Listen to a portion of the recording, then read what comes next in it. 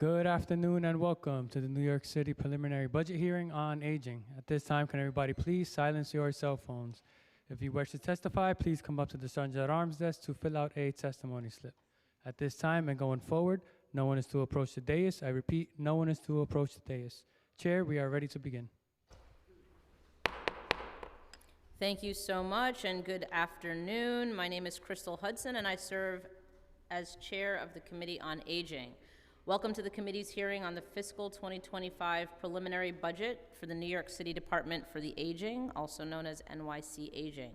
Thank you to Commissioner Cortez Vasquez for joining us today. We're also joined by Council Member Lynn Schulman, and on the Zoom we have Council Member Susan Zhuang. Following testimony and questions with NYC Aging, we will hear testimony from the public at approximately 3 p.m. Thank you to those older adult advocates and community members who have joined us today. I'll keep my comments here brief and request that the Commissioner keep her oral testimony brief so that we can move on to questions from Council members. Older adults and the Older Adult Provider Network have faced unprecedented challenges in the past few years due to the pandemic and social isolation, as well as inflation and the increased cost of living. I look forward to working collaboratively with providers and the administration to help the city's 1.8 million older adults get through this difficult period. NYC Aging has a critical role to play in assessing and meeting the needs of older adults and collaborating with the provider network and the council to harness best practices and scale innovative approaches. NYC Aging's fiscal 2025 preliminary budget is $485.1 million, $36.7 million less than the fiscal 2024 adopted budget. Despite serving almost a fifth of the city's population, the department's budget continues to account for less than 0.5% of the city's overall budget. The preliminary plan includes one new need for staffing costs in fiscal 2024. Across the November and preliminary plans, there was a total PEG for NYC Aging of $35.3 million in fiscal 2024 and a baseline PEG of $17.2 million starting in fiscal 2025. These are concerning cuts at a time when NYC Aging needs greater resources to conduct its work to serve a growing aging population. NYC Aging's capital commitment plan, the smallest in the city, totals $72.3 million over fiscals 2024 through 2028. The council funds just over 20% of these projects. With over 300 older adult clubs and NORCs now in the New York City Aging Network, this funding is insufficient to properly address all needs. I believe the capital program should be enhanced to help refurbish centers, improve kitchens, and connect older adults to much-needed technology and resources. In today's hearing, we would like to get a deeper understanding of NYC Aging's expense budget, its capital plan, the impact of recent PEGs, how the agency determines utilization for programs, and key agency services and programs, including case management, home-delivered meals, and older adult center programs. We would also like to delve into the metrics reported for NYC Aging in the fiscal 2024 preliminary Mayor's Management Report, or PMMR. I'd like to thank the committee staff who've helped prepare this hearing: Samuel Hamid, Financial Analyst; Julia Haramis, Unit Head; Christopher Pepe, Senior Legislative Counsel; Chloe Rivera, Senior Policy Analyst; Nick Connor; and my Chief of Staff, Casey Addison, and Director of Policy and Budget Initiatives, Andrew Wright.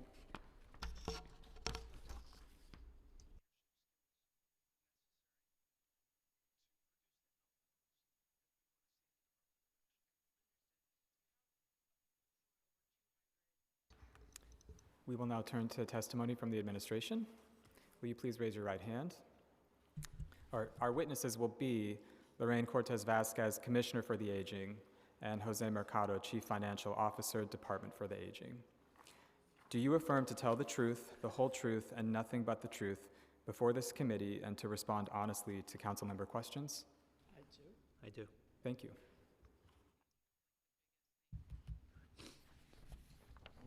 Good morning. Good morning, Chair Hudson. Oh, is it on now? Yes.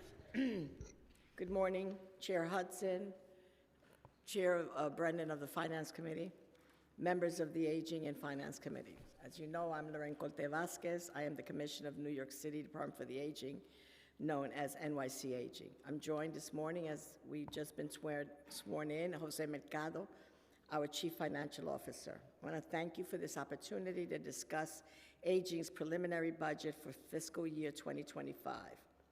FY25. I'm also pleased to be speaking to you today because March 8th, which is International Women's Day, I have the honor of presenting this testimony before a historic number of women in leadership in New York, particularly in the City Council, which for the first time has a majority of women serving in this chamber, and the administration with a majority of women in leadership, and also representing the agency, which serves a client base that the majority are women over the age of 60. So congratulations to all of us on International Women's Day.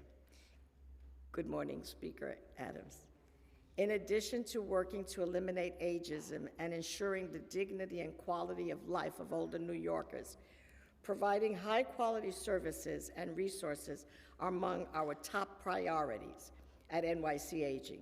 To support this important work, our FY preliminary budget, as the Council Chair has stated, is $485 million, of which $347 million is city funds, including allocations for $223 million to support older adult clubs, commonly known as OACs, and $59.6 million for home-delivered meals, all called HDMs, $44.4 million for case management, and $39.5 million to support home care for homebound older adults, which are not Medicaid eligible, $14.7 million for NORC programs, $8.2 million for caregiver services, and $5.2 million for transportation services.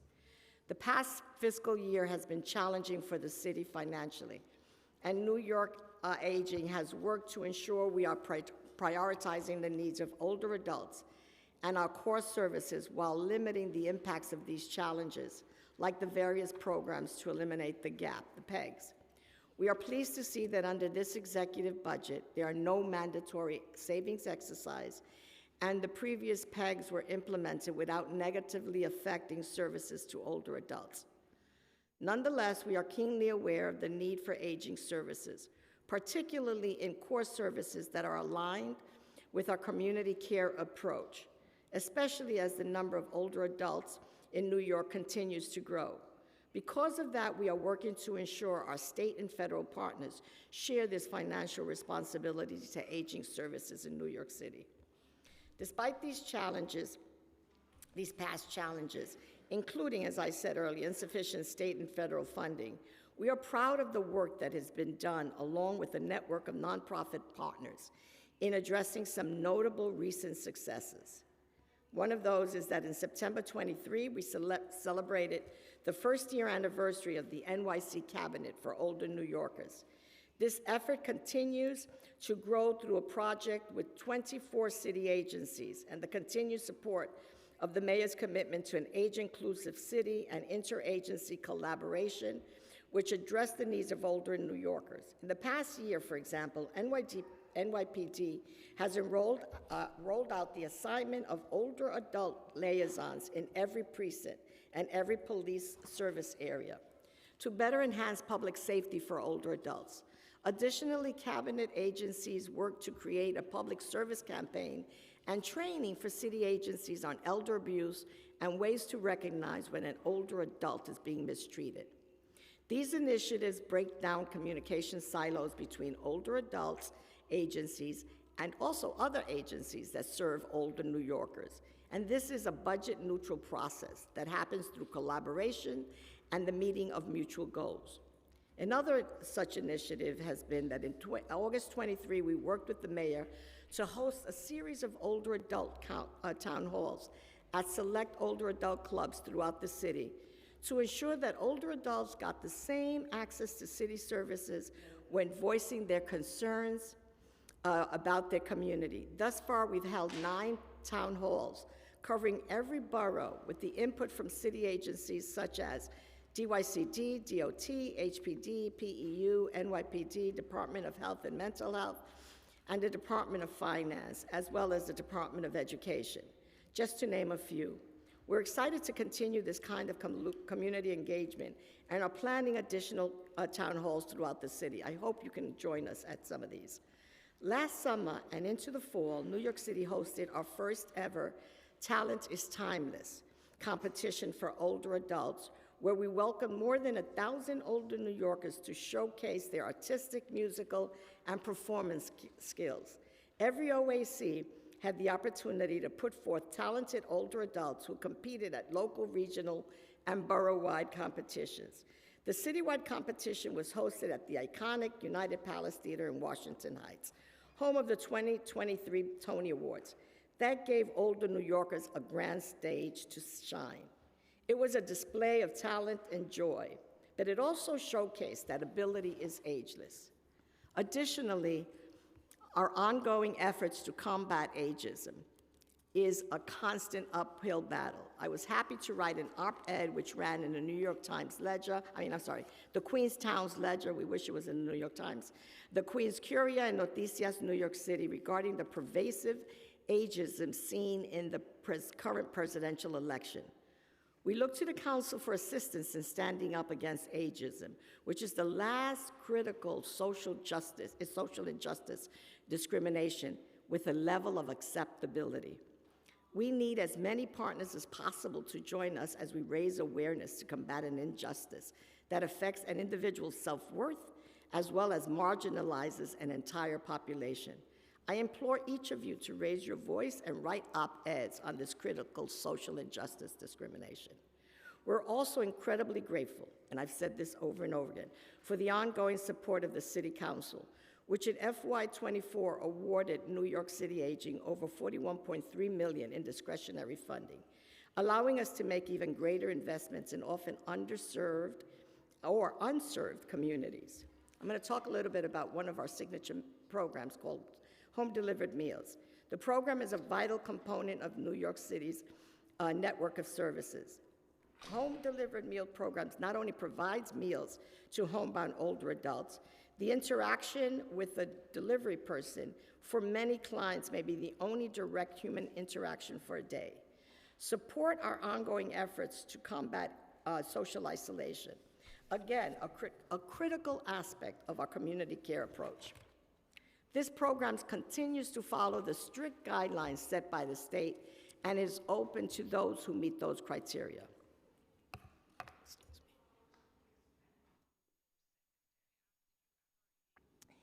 Because financial security remains amongst the most critical needs of older adults, and it is highly correlated to food insecurity, NYC Aging is continuously evaluating our efforts and exploring areas for improvement.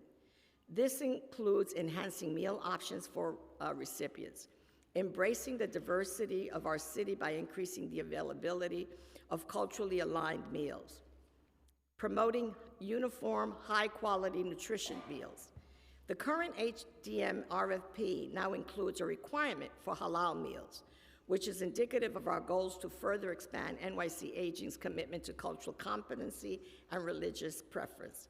In FY23, our network of 14 HDM home-delivered meals providers delivered over 4 million meals to 27.5 million clients.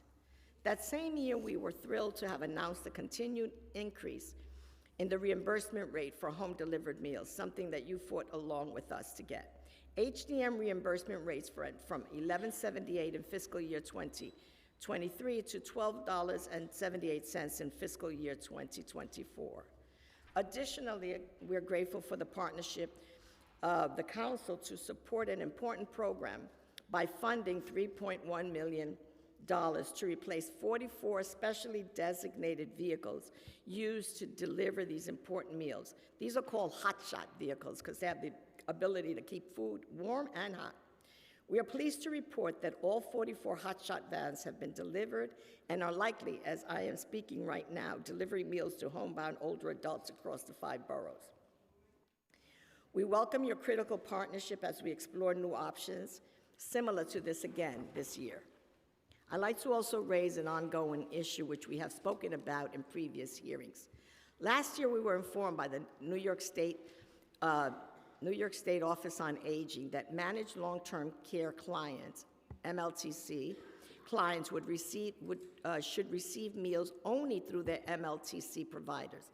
This was surprising, as New York City Aging had been providing home-delivered meals to Medicaid-eligible clients for the past 12-plus years. As Medicaid is a means-tested program, MLTC clients should be receiving meals through those providers rather than HMDM. Since we've learned of that issue, we had identified MLT's clients which were enrolled in the program, totaling 7,000. We were very clear with NYSOFR that we were not going to remove 7,000 HDM clients' services. Rather, they would have to be grandfathered in. And then we asked them for guidance moving forward for new MLTC clients. We still wait for SOFR to deliver formal guidelines for these older adults, which New York City believes should still be in the HDM program if they qualify. Currently, NYC Aging has identified 2,097 older adults in the MLTC programs who have been deemed ineligible to receive home-delivered meals. Again, we are still waiting for guidance from the State Office on Aging on how to proceed with these cases. We implore you, to partner with us as we seek guidance and clarity from the state on this issue. Your voice will amplify the needs of older adults in all of these items and food provision for these vulnerable older adults. So I really am looking forward to that partnership. Transportation. During FY23, New York City Aging completed the transportation RFP process and awarded contracts to provide individual and group rides to older adults. That is, for older adults, particularly those in transit desert or mobility issues, can call a transportation provider and be scheduled for a ride to a medical appointment, a bank, a grocery store, pharmacy, or other essential destination. The transportation program is filling a gap in the lives of older adults who have difficulty navigating public transportation in New York City or who have special mobility needs which require accessible vehicles. In FY24, the transportation program was funded at $5.2 million across 10 programs. I would like to note that the transportation program is separate from community-based transportation provided by our network of older adult clubs, many of whom opted to prioritize the transportation needs of their center membership in their RFP submissions and ultimately in this contract. This is meant to be for OAC clients to get to and from their home to the center or have rides as a group to the center for certain outings or events. Each OAC had the opportunity to include transportation dollars as part of their response to the response to the RFP and ultimately to be included in their contracts. 108 chose to include community transportation services. One of our most critical areas is what I'm going to speak about now. As the number of older adults in New York City continues to grow, it is imperative that we continue to grow the community care support systems, which allows older New Yorkers to remain in the communities that they built and to truly age in place. We do this through home care and caregiving services, which greatly serve those who are homebound or in need of additional support. Home care services are provided through Medicaid reimbursement for those who do not qualify for Medicaid, through the Expanded In-Home Services, or ISEP program, which case management hours are then reimbursed to programs. Currently, we are advocating to New York State for the inclusion of 55 cents per hour to match ISEP home care workers, which bring them into parity with the Medicare home care workers who have already received these raises. This leaves ISEP clients at a disadvantage when Medicaid home care workers are incentivized to take on clients because their pay is higher. There is no distinction between the ISEP or the Medicaid home care worker. They are primarily women of color. This pay disparity exacerbates an inequity because of the source of funding. Currently, the home care program at NYC Aging is funded at the tune of $38.7 million for FY25. This does not include the wage increases to match Medicaid workers. This occurred in previous years, And this was resolved last year in part with the help of the advocates on the council and our aging network, and all of us who were vigorous about making sure that the state had parity in funding for these women of color, and that they should not be left out of critical aging services. We prevailed last year. I don't know why it happened again this year. As we know, the pandemic was challenging for everyone, and the strain on unpaid caregivers has been significant. New York City Aging's Caregiver Support Program offers support, counseling, training, outreach information to unpaid caregivers. Many older adults are caretakers for their aging parents. Many are caregivers who also have full-time jobs. The Caregiver Program offers support options for respite care through home care in participation with other services. In 1927, we estimated that there are 1.3 million New Yorkers who function as caregivers. Without the supportive care for daily living activities, respite care, many of these caregivers do not have the financial means or ability to leave the caregiver in somebody else's care while they take a needed break from their caregiving responsibility. We know that the cost of keeping an older adult in institutional care is far higher when compared to the cost of community care options, such as supporting caregivers. The cost on an average is $160,980 to house an older adult in institutionalized care, whereas the average cost of community care is roughly between $32,000 per person per year. In FY25, funding for the Caregiver Program is projected to be $8.2 million. Caregiver support positively impacts the health and well-being not only of the older adult, while being also aligned with their cultural background of the individual. This is why community care is so important to the future of older New Yorkers. This integrated service for home assistance, which is care for daily needs such as bathing, cleaning, food prep, shopping, transportation, and meals provision, can keep all older adults in the community longer, which is their desire and is a shared goal between this administration and this council. As many of you know, I have personal experience with this.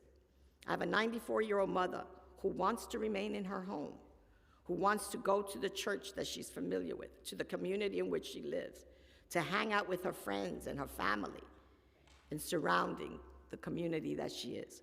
She should have that opportunity. Every older adult should have that opportunity. Many of you on this council committee also know that experience personally. In conclusion, I want to say over and over again that I'm proud of the work that NYC Aging is doing. But this work is not our work. This is the work of a provider network in the community who, with our resources, provide for the greatest need of older adults. This past year has shown where New York City Aging as a whole can look to efficiencies and improvements for our program that truly met the needs of older New Yorkers. The PEG and the PEG exercise was an eye-opener. This mindset has allowed us to weather cost savings exercises, which every agency had to complete, while the financial outlook, even though it's improving, we are continuing to be good steward of public dollars. While the needs of older adults often outpace resources for aging services, I look forward to continuing to explore ways to match our programs to those increased demands. As always, I'm grateful to you, Chair Hudson, for your partnership and also for your ongoing advocacy. I thank you very much, and I'm going to ask you, we all have to combat ageism. Absolutely. Thank you so much, Commissioner, for that testimony. I'd like to acknowledge that we've also been joined by Council Members Chris Banks and Darlene Mealy, as well as by Speaker Adrienne Adams, who I'm going to turn to now for her opening remarks. Thank you so much, Madam Chair. It is wonderful to see you, as always. Commissioner, I'm going to take you up on that op-ed business on that ageism, because I'm feeling that too. Thank you so much for being here, and thank you, Chair Hudson, for leading today's fiscal year 2025 preliminary budget hearing for the Committee on Aging. Seniors, as I always say, are the jewels of our communities. You've heard me say this a million times, Lorraine. All of us and the people we love need care and spaces to age with dignity. Our older adults deserve to live in a community and lead safe and independent lives, and that can only happen if we work to make sure our living spaces are truly accessible, if our older adults have access to food programs, and if our older adult centers have the support they need. I always tell my seniors that I live to be them someday. I was actually in one of my NORCs, my Rochdale NORC, about 3 days ago in the pouring rain. And I always feel like a rock star when I go through there. They've known me for so many years, and they understand how much I love them. And hearing, though, about my Rochdale NORC, it also brought to my attention that we need to get more seniors involved in the NORC. Because of the services they provide. We had visiting nurse service leadership in our meeting also, and it just drove something home for me that we just really need to get more seniors engaged and involved in our NORCs and to see what more we can do. And I know that this council has always been a proponent for NORCs across the entire city, and we still are proponents for that. Our seniors, of course, have paved the path for us to be here today, and it's important that we continue to invest in their health and safety to meet their needs. Thank you again, Commissioner, for being here to testify today. I do have a few questions for you and your staff at the appropriate time. Thank you, Madam Chair. Thank you. I do believe that now is the appropriate time. Thank you, Madam Chair. Yes.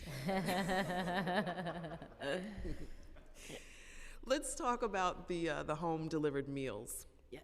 And you spoke in glowing review about the home-delivered meals. We're looking at a trend, though. The recently released PMMR shows NYC Aging's HDM providers delivered 1.3 million meals to 20,775 homebound older adults during the first 4 months of fiscal year 2024.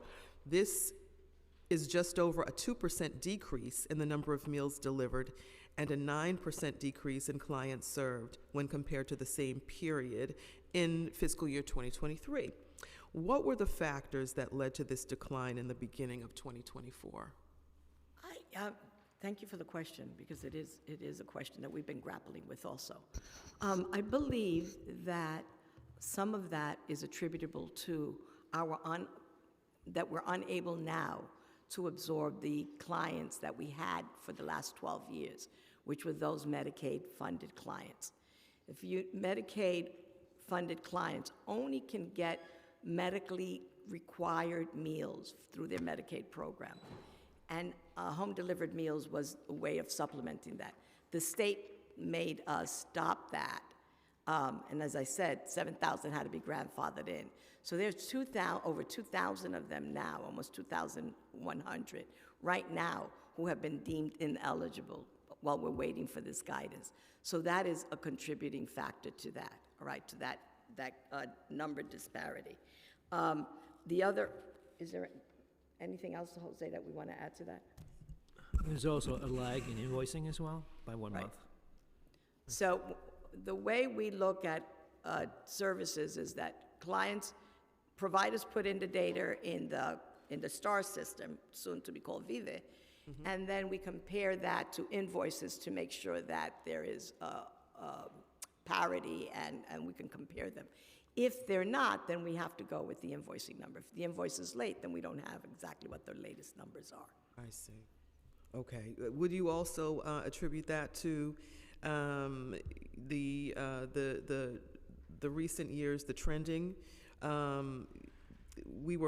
NYC Aging was at over 4.5 million in fiscals 2019 and 2020, but the number of meals provided has declined in recent years to between 4 and 4.3 million.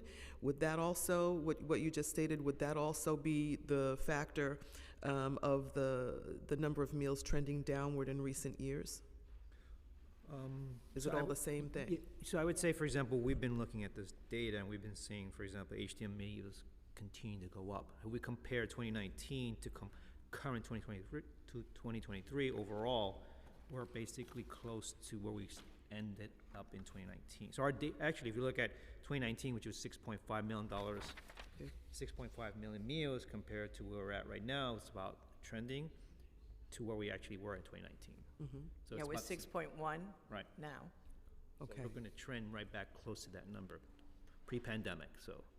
all right.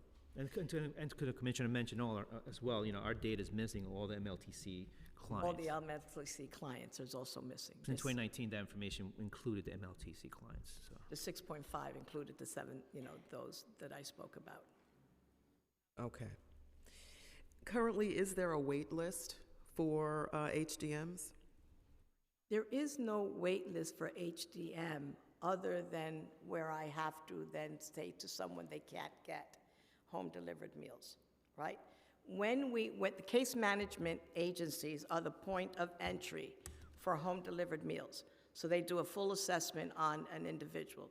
The first assessment is just to find out what the emergency needs are. If the person is deemed eligible for home-delivered meals, and food insecurity is their top issue, they will automatically get a home-delivered meal. And then now we have this other situation, which is the MLTC, which we don't. We're not able to. And that's where we're at. But there is no wait list for home-delivered meals. Okay, thank you. Let's take a look at our older adult center kitchen improvements. I know I've heard from Brooks Senior Center a whole lot on this issue in my district. In our recent conversations with advocates and providers, one of the issues they consistently mention is the lack of reliable equipment in older adult center kitchens. We know that when centers lack fully functional equipment, providers are unable to provide scratch cooking from scratch, which most of us love to do, and are forced to cater meals, which can be both more expensive and less nutritive. What is NYC Aging doing to address these concerns? Thank you. We, last year, and with Councilman Hudson's support, we were able to create 5 commissary kitchens because we too were concerned about the number of providers that were relying on catering. So our goal is to make sure that meals are not catered by expensive caterers who then we can't monitor their cooking. The program does, and we can't even monitor their facilities. And so many programs were getting poor performance indicators.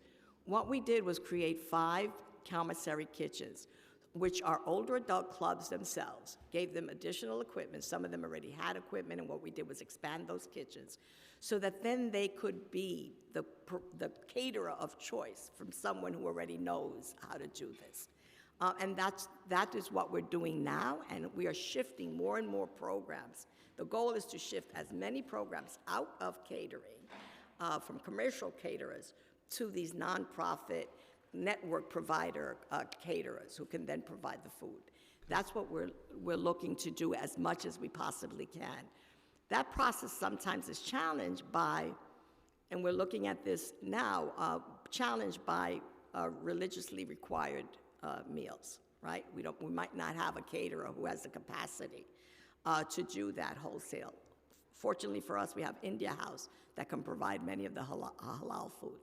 But that is not the case for some of the other ones. And so that's a challenge that we're looking at right now, and making sure that we can have both cultural diversity and religious preferences through this model that we're creating.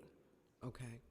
And taking a look again at, kitchen availability, how much funding is allocated in the expense budget for smaller kitchen-related projects at OACs, the kind that are not eligible for capital funding?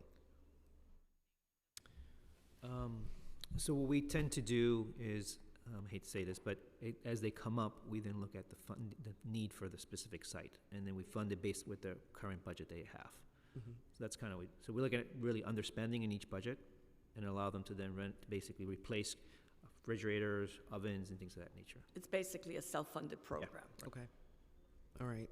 That is not to say that ideally would be to have a plan Yes. as to what those kitchen needs are and start forecasting those out.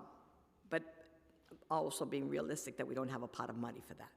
So that's why it's a self-funded program at this point. It's because of a lack of funding, you're saying, Lorraine. I'm reading between the lines. I'm saying that it is through current funding availability. Okay, understood. Okay.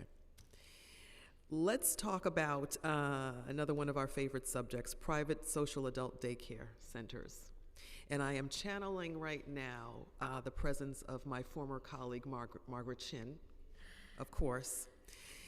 This was so important to Margaret, and she often brought up her concerns about the growing number of privately operated social adult daycares during her years on the council, and the concern still persists with this current council, since Margaret's been, out of the council for 3 years now. We're still talking about this. Before the pandemic, there were over 300 private social adult daycares. And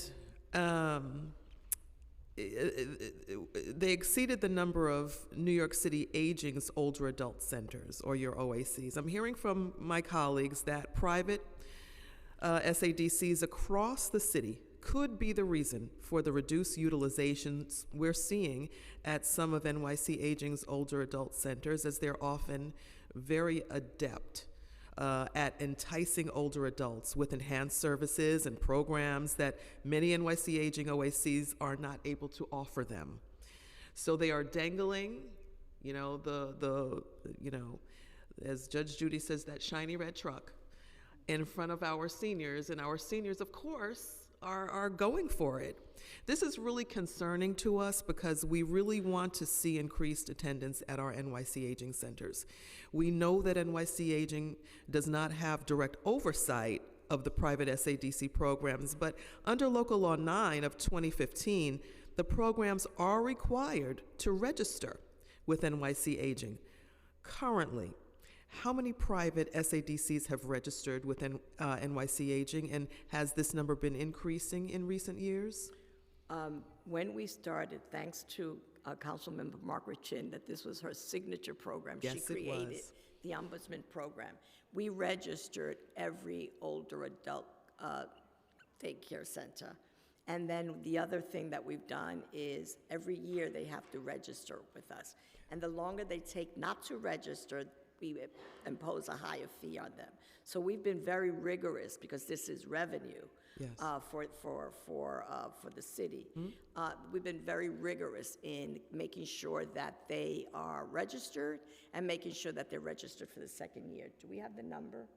No, we don't. But I we can get that we for get you. your number. And I can tell you what the process is, and then the numbers that we've imposed fines on, and then the number of investigations that we've also conducted. I commit to you that I'll give that to you right after this hearing. Okay, great. Thank you.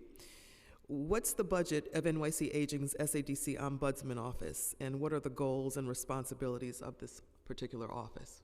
So I don't have the actual budget, but we do have a staff of 5 people. We have three investigators that go out and then basically go out to the actual centers themselves and make sure that they actually comply with specific standards.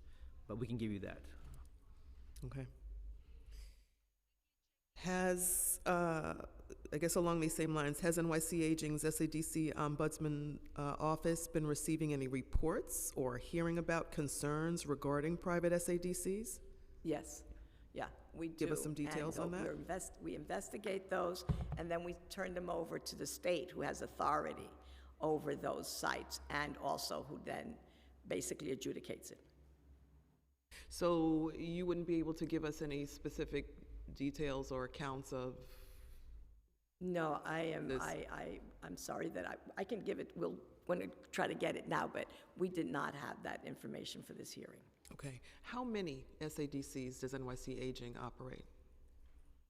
There are only, for example, we have contracts with, I believe, 9 of them, but they are funded through the city council. Those are the only ones we have. Yeah, we have Just 9 9. Just 9, yeah. of the 300 and odd number 305, yeah. that are And the they're contracted? Right, their contract with us, through discretionary funding. All right. model programs. Are you considering expanding this? If the council gives us more money, we would definitely expand. That was a trick question. We can give you some numbers right now if you want. We have, in terms of actually number of actual transactions for fiscal year 25, sorry, 24, is 357 transactions of those registering. Re-registering is actually an additional 14, total of 323. Total collection of fees so far for this year is 108,000. Total accumulation over since the creation of the unit has been 671,000. So it's actually increasing every year. Okay. So And the other thing I wanted to, we submit a local law report to the council every year that talks not only about the collections, but also the investigations. So, and I will make sure that we can bring you the most current data. on right, that. really quickly, we get reports every 2 weeks of actually this program. So we had last week we had 6 complaints during last week. We had 17 investigations. So it's something we do monitor On a every 2 regular weeks. basis. So we're getting this. And we thank Margaret, Councilmember Chin, because she was the one that created the office and then added the additional money so that we can go from 1 staff person to 5. We miss her a lot. We really do. We really do, though, want to get our seniors back with NYC Aging. We want to keep them there, with you. What is NYC Aging doing to improve its OAC food program offerings, to entice our older adults to return back to our centers? Well, I believe that we've been in good partnership with our provider partners. Last year we did a campaign, Join Us, to bring back people, to say that they're safe. We've had a challenge for 3 years, right? So I don't want to keep going back to the pandemic. But every time that there was a new vaccination that came out, people started walking with their feet again. Yes. And the concerns elevated, and family members started saying, their safety, and they decide. And so that has always been a constant challenge. We have found that this year, there's been no conversations about new vaccines or new issues. So we believe that we would want to do the Join Us campaign again, and everybody has those materials and can use them locally. But I think that was a major driver. We have never seen the results that we have gotten to any other campaign we have had, as we did with the Join Us campaign. Wow. Okay. We need to go back. Okay. I think that's going to end my questions for now. And just again, we are really looking to fortify the lives of our seniors. We need them. They are living a lot longer. The city needs them. Thank goodness, for us to be here with us for as long as they can. So the council, again, will continue to channel Margaret Chin and do our best, the best that we can by our seniors. Thank you. I'm so glad that you joined us. I mean, we're always in good hands with Council Member Hudson, but you've just elevated this conversation. And I'm deeply grateful for that. That is one way you're combating ageism right now. So Thank you, Commissioner. Thank you. Madam Chair. Thank you so much, Speaker. And I just wanted to follow up with a question. The Speaker asked about expense budget, but is there a capital plan for kitchen upgrades and repairs? He does capital. So we plan to, we have money set aside for, but again, we kind of push the programs out as a result of different PEG requirements. So there is a plan, about $2 million for capital. Million, was it? Yeah. Okay. But it's planned. Again, these things are pushed to the out years. And would you say that money is, I'm trying to phrase it in a way that I know you'll answer. I'll get back to you on that one. No, that was the question. Would you say that pushing the $2 million into, you said you're pushing it into out years, Out right? years. Would you say that, it would be helpful to have access to that capital funding sooner? I would say yes, but also, since we don't actually are the managing agency, there's also other agencies that need the bandwidth to actually do a lot of the renovations, like DDC, EDC, HPD, NYCHA. Those are basically the ones who manage and actually do all the That's renovations. the challenge for us around capital. Mm-hmm. Since we don't, like I said, we don't have the capacity to actually do any renovations ourselves. We Right. normally, all that goes to those who actually need the bandwidth. They need the But, bandwidth. but certainly having access to the capital Absolutely. funds is, Yeah, absolutely. I believe absolutely if we have access to it, but I think part of that is also ensuring that our sister and brother agencies have the bandwidth to actually do all the renovations. Because again, as you know, there are many projects that have been delayed have for been many, dormant. for years. right, and I would say all of those agencies need funding too, Correct. right? The one thing, what I wanted to say about capital, which was one of the ways we addressed it with you with the 44 hotshot vans, was to use it directly, identify what the issue is, and have a uniform approach with, by giving it directly to the agencies. Right. That's how we did that with the hotshots with you last year.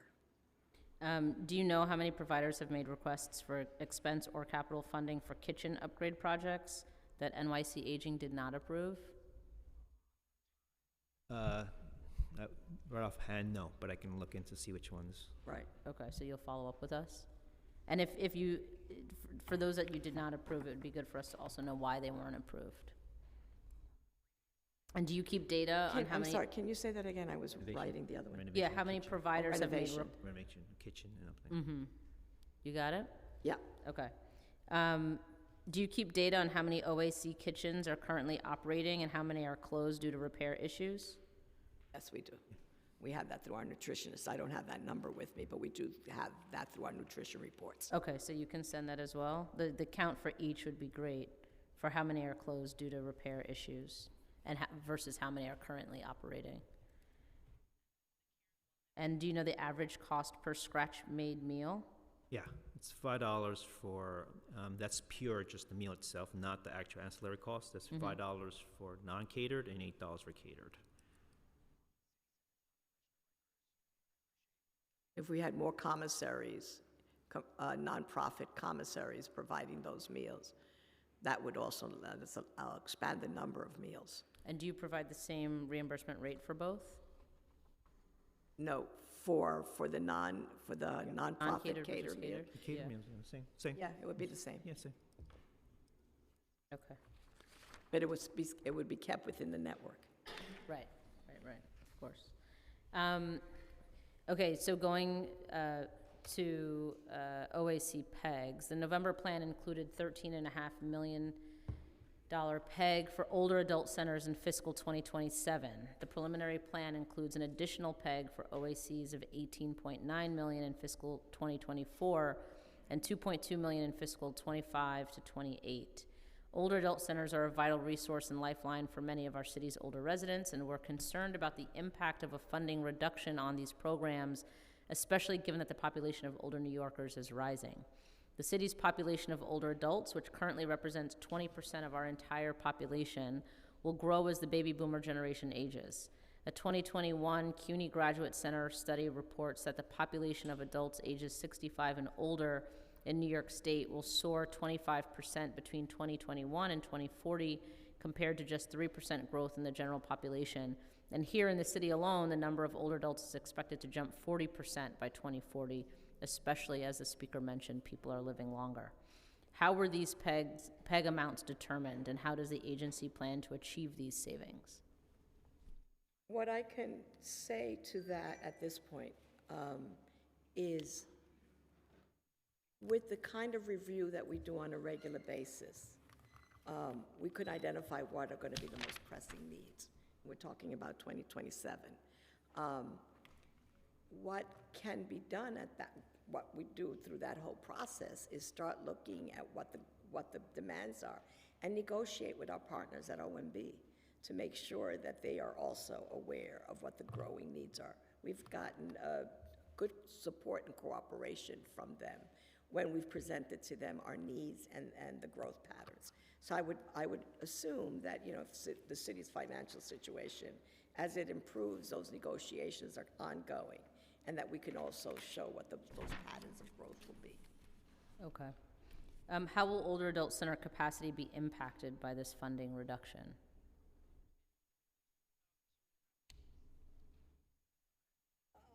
For 24, there's no impact. For 24. Oh, for 2024, I thought you were talking about 2027. They're looking, Well, she's looking at different fiscal years, so Okay. I'm gonna break them Yeah, down for you. in general, I mean, so for 2024, there's no impact on services. Okay, and 25 as well. I mean, Yeah, and same thing, to your point, in the out years, that is our concern, and that's when we basically will, yeah, 2027, 2026, 2027 is a concern. okay, 2026, what's 27 and 20 out to your, it's 27 and 20 Yeah. out, with the big pegs are coming in at 13 and so forth. That's when we actually will be advocating for. 2027 and beyond is a concern. Right. Right. That's about 13 million. Okay, and if you had a restoration of those funds, how would that impact or reverse the concerns that you have 2027 and beyond? I would say that we would look at growth patterns, see where the greatest needs are, and make sure that OACs are meeting the needs of that particular growth pattern. What we've always done is map where older adults are moving to and where they are, where the population growth is occurring, and then match the service needs to that particular area. We know that the growth is happening in the boroughs of Brooklyn and Queens, and in the Midwest Bronx. A borough of Staten Island has been pretty steady so far by all the indications, and borough of Manhattan is decreasing. And what about the impact on future RFPs? Will the reduction have an impact? Yeah, I would assume that they would be. You know, it'll be a conversation about what that growth pattern is and what would be the needs, and making sure that we would match those in 2027. When will the next RFP for older adult centers be released? They go through July, right? So they're expiring in December of 2024. That's when they expire. Our goal is to extend them, To extend them for July, year. for a year. so that we could then go back to a fiscal year rather than a calendar And year. at the same time, is, to your point, is basically look at the funding shortfalls and start advocating for additional funding for the RFP. You would extend them for a year or a So the idea half would be, of 6 months. calendar year to get you Idea to is the fiscal year? 6 months, extend them for 6 months, and then it would basically be on the fiscal year. Right, And our goal okay. would be then is to then, if, again, do another year extension, if Yeah. possible, if funding is not available. Okay, you'll do a year extension months. after the 6 months? Yeah, right. Mhm. Yeah. Got From between now and then, we may get the out years fixed or not, and that's when we'll be looking Right. at this. And what about the impact that the funding reduction will have on the parameters or scope of services in the next RFP? Well, I think, for example, I mean, it would basically impact the programs, yes, if the funding is not restored. I'm lost in the conversation here. She's talking about the out years. So you're talking about 27? Correct. Yeah. All right. I mean, well, technically all of the years, but I know Well, you're we're specifically more concerned referring for- to, Yeah. With 24 and 25, you're we're not- saying you're good, In 26, we we're, feel that 20 there'll be no major impact. right? we're good in 26, we're concerned with 27. 27 and 28. beyond, yeah. Okay. And is NYC Aging advocating for the restoration of these pegs in the executive plan? We're always in negotiations with OMB about, you know, what our growth is and what our new needs are, and that is a constant conversation with OMB. But are you explicitly advocating for the restoration of the pegs based on the growth and your needs? I would just say that we are constantly advocating for our needs, and so I don't know that I would say that it's for that restoration. Okay. I have plenty more questions, but I know that some of my colleagues do as well, so I'm going to turn to my colleagues and then I'll come back. What I don't want to lose in this conversation is that as we start looking at maintaining and growing the network that we have, there are other services that are priorities, right? And we've had this discussion before. Because as the pattern continues, we need caregiving to increase as more and more older adults age in and need caregiving, and their family members need caregiving. And then with that there's the companion home care. So I think about the network as we know it, but I also think about these priorities and this growing need that we see moving forward. Okay. Fair, thank you. Councilmember Schulman? Thank you, Chair Hudson, and thank you, Madam Speaker, for your leadership. So I want to just piggyback on what you said, because you're talking about the needs in the future, so I'm going to talk about transportation, which I think is a part of that. Older adults that reside in transportation deserts in Southeast Queens often have difficulty reaching older adult centers. Transportation providers have indicated that lack of funding is the primary reason for this. Last year, New York City Aging modified the terms of its older adult transportation contract, prohibiting trips to older adult centers. This is a concerning change, as New York City Aging had historically allowed nonprofit organizations to use the contract to cover the cost of bringing adults to and from centers each day.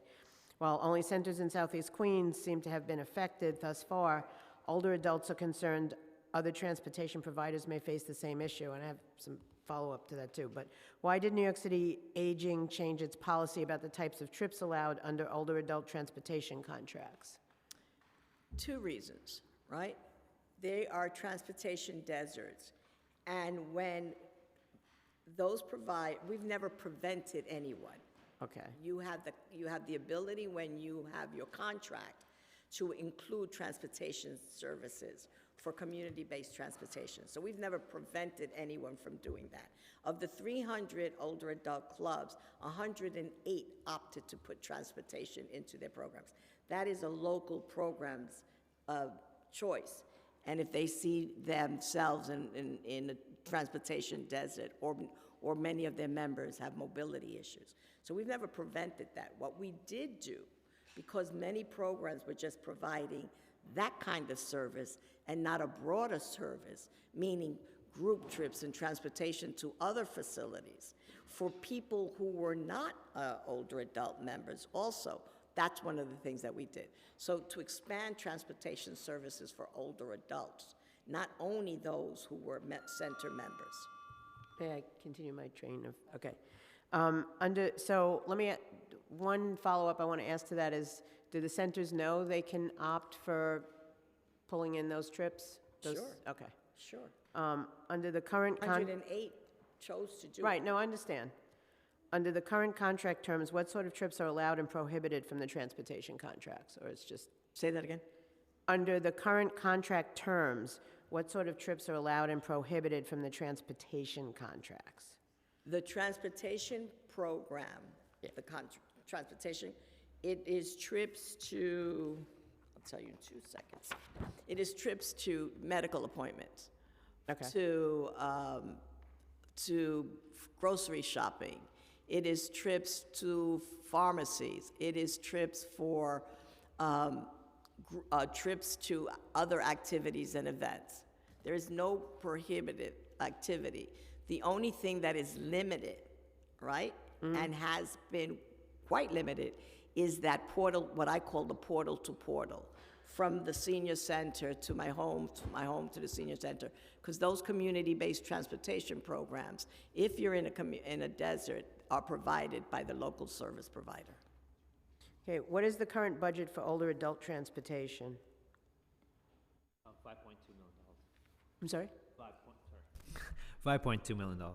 Okay, right, so, and you had talked about that, Commissioner, in your opening remarks. My question is, so there was a program a couple of years ago, this is really important to me, where older adults could call for transportation for a medical appointment, and then that somehow went away, because I've gotten complaints from constituents saying they can no longer do that. There is no reason why they would not call this transportation program and say that they have a medical appointment and that service would not be available. Okay, when I get stuff like that, I'm gonna, Absolutely. please. And how many older adults do you think utilize these services daily? The transportation piece. On a daily average is 249. Okay, my last question for this is, does demand exceed the level of services available? Which goes back to some of the questions we're asking about, do you have enough money for this? As we always say, need outpaces our resources. Well, we want it on the record, you know? We want to try and be helpful to you and to our older adults. I mean, I'm in the category, you know? So, so this is important to me. All right, that ends my line of questioning for the moment. Thank you, Chair, for indulging. Thank you, council member. I know you want to make sure you've got transportation available to you when you need it. I will go to Councilmember Banks next for his How you doing? questions. I want to find out what's the assistance that's being given to the senior centers that are located in the RADPAC Takeover NYCHA Development Centers. We know that a lot of them are now being relocated because of the construction work that's going on. So I don't know what assistance is being given because I know in one particular center, the Penn Workman Center, the seniors are actually being relocated into another building, and it's been a back and forth. So I want to know what assistance is being given to assist the sponsor of the program. One of the things that we've done is we work very closely with NYCHA during this process, right? New York City Housing Authority during this process. And as you said, what we will do is try to find a nearby location so that we will not have a disruption of service. If it needs a lot of improvement, that just complicates it a little more. But we're in constant relationship with both the provider as well as NYCHA to make sure that there is not a gap in service or a major disruption of services. But that's a process that the city's going through. One of the challenges that we will have, Councilmember Banks, that we are experiencing is the number of facilities that we can house older adults centers in. Well, in the situation with Penn Workman, there is a location that has been found, which is an old school that was actually ran by the DOE. Why is that taking so long to move the seniors into that building? I can look into that and Yeah. get back to you on that. Please, because that's been a major issue of contention for the Right, seniors right, and obviously the sponsor. Also, participation in senior programs, obviously, it's been a major issue, and we've been having dwindling numbers. I want to know, if I may continue, Madam Chair, I want to know what's the current budget for the Join Us campaign? For this year, we don't have a budget for the Join Us campaign. It is one thing that we're looking at to do again this year. There's no budget for? No, there's no targeted money for the Join Us campaign. So that would be able to ask my next question. All right, thank you so much. No, thank you. But I want to just address your issue. One of the growing concerns that we as a city have is finding locations that are adequate for older adult clubs and also for this expansion as we anticipate growth in the future. And one more question. I just looked at my phone. Did I just trigger something? Yeah, you just triggered something. Well, this is pertaining to support for centers when it comes to equipment. What's being done? There are a lot of centers in my district where we have equipment that is in complete disrepair, and there's just been a constant back and forth with the Department of Aging. I can tell you at one particular center, which means it's dear and near to me, the Penn Workman Center, they've had a stove that has been out. And I've spoken to the sponsor plenty of times, and it's like back and forth between NYCHA and now the new contractors or management company that has come in. It's like nobody knows what's going on. So can you edify me, give me some information? So I will look into that situation with that particular stove and get back to you. But what I can tell you is, as the system stands now, and what we had said to both the chairperson and the speaker is that usually those kind of repairs are through the self-funded, it's through accruals and within the entire budget. If there is a particular issue with the stove, and sometimes there's a gas line issue, there's an ANSEL issue, which all are, NYCHA, things outside of our control, I will look and see what is the problem or the delay in the repair or replacement of that particular stove. all right, thank you. And that's Pembroke, you said. Penn Workman. Pembroke. Yes, thank you. Thank you. Thank you, Councilmember. And on behalf of Councilmember Zhuang, I'm going to ask a couple of questions. We don't have quorum any longer, so unfortunately, she can't ask the questions virtually, although she is still with us. But in recent years, the immigrant older adult population has grown at a faster rate than many other cohorts of older adults. It's critical that this community is adequately informed about the different services provided at NYC Aging. How much does NYC Aging spend on campaigns and outreach aimed at immigrant older adults? And in which languages is such outreach conducted? So the way I answer that is that we're really fortunate that all of our services are open to all older adults, regardless of status. And so immigrants, and as a matter of fact, 57% is the number, 57% of older adults are foreign-born, which means that they're immigrant. And our services are conducted in all of the languages required by the city. We focus on 8 that are particular to older adults. So outreach is a regular effort that we go through for all older adults and attracting them to come into our services. So there's no targeted effort for immigrant older adults, but because of the way we are, because of the way we provide services in all languages, in all communities, for all individuals, open to all, regardless of status, there is no barrier to services for immigrants. The other thing I wanted to say, and it was to answer a little bit of Councilmember Banks' question, and now this question is, there's about $2 million in advertising services within our OACs so that they can do outreach and inform their community about the services.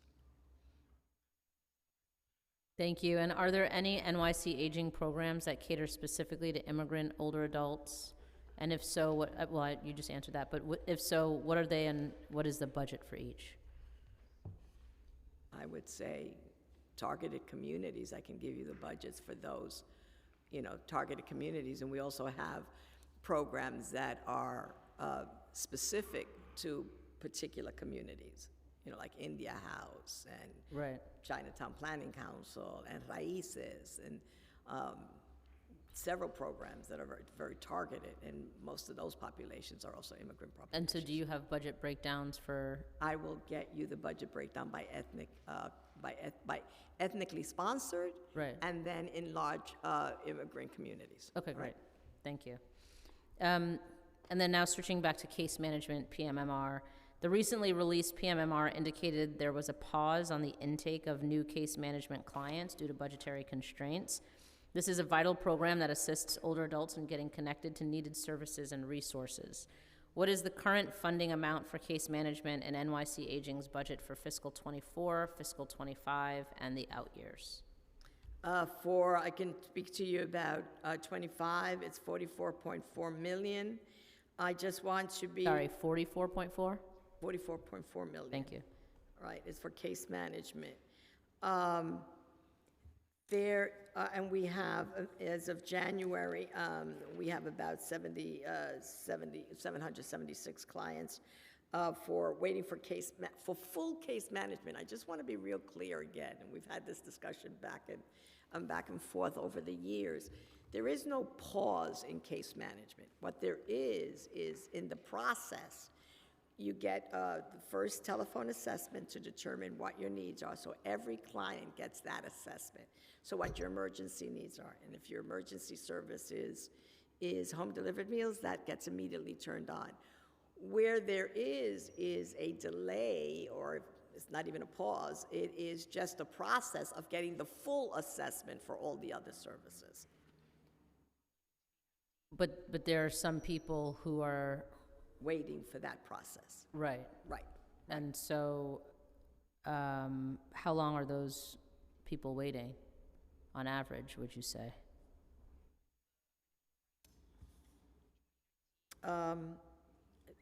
It's really decreased over the years because we've put wait lists as a priority. You funded us for wait lists, and we've put it as a priority. I can get you what the average amount is. I don't have that with me. Okay, do you know how many people are waiting? Right now, we have 776 people Okay, waiting thanks. You just said for that. the full assessment. Waiting for the full assessment. which means that they've already been assessed, through the preliminary assessment. Okay. And how are you working with the OMB to address the issue that arose due to budgetary constraints and ensure there are no further, I'm going to call them pauses. I know you're not calling them pauses, but pauses going All forward. right, the pauses.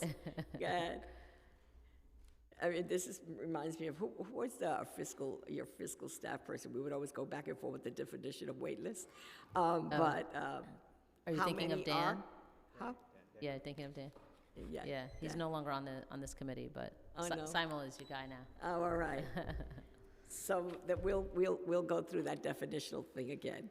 I'm sorry, I lost the, That's okay, I'll repeat it. How's NYC Aging working with OMB to address the issue that arose due to budgetary constraints and ensure there are no further pauses going forward? Pauses are my word, not yours. yeah, no, I got it.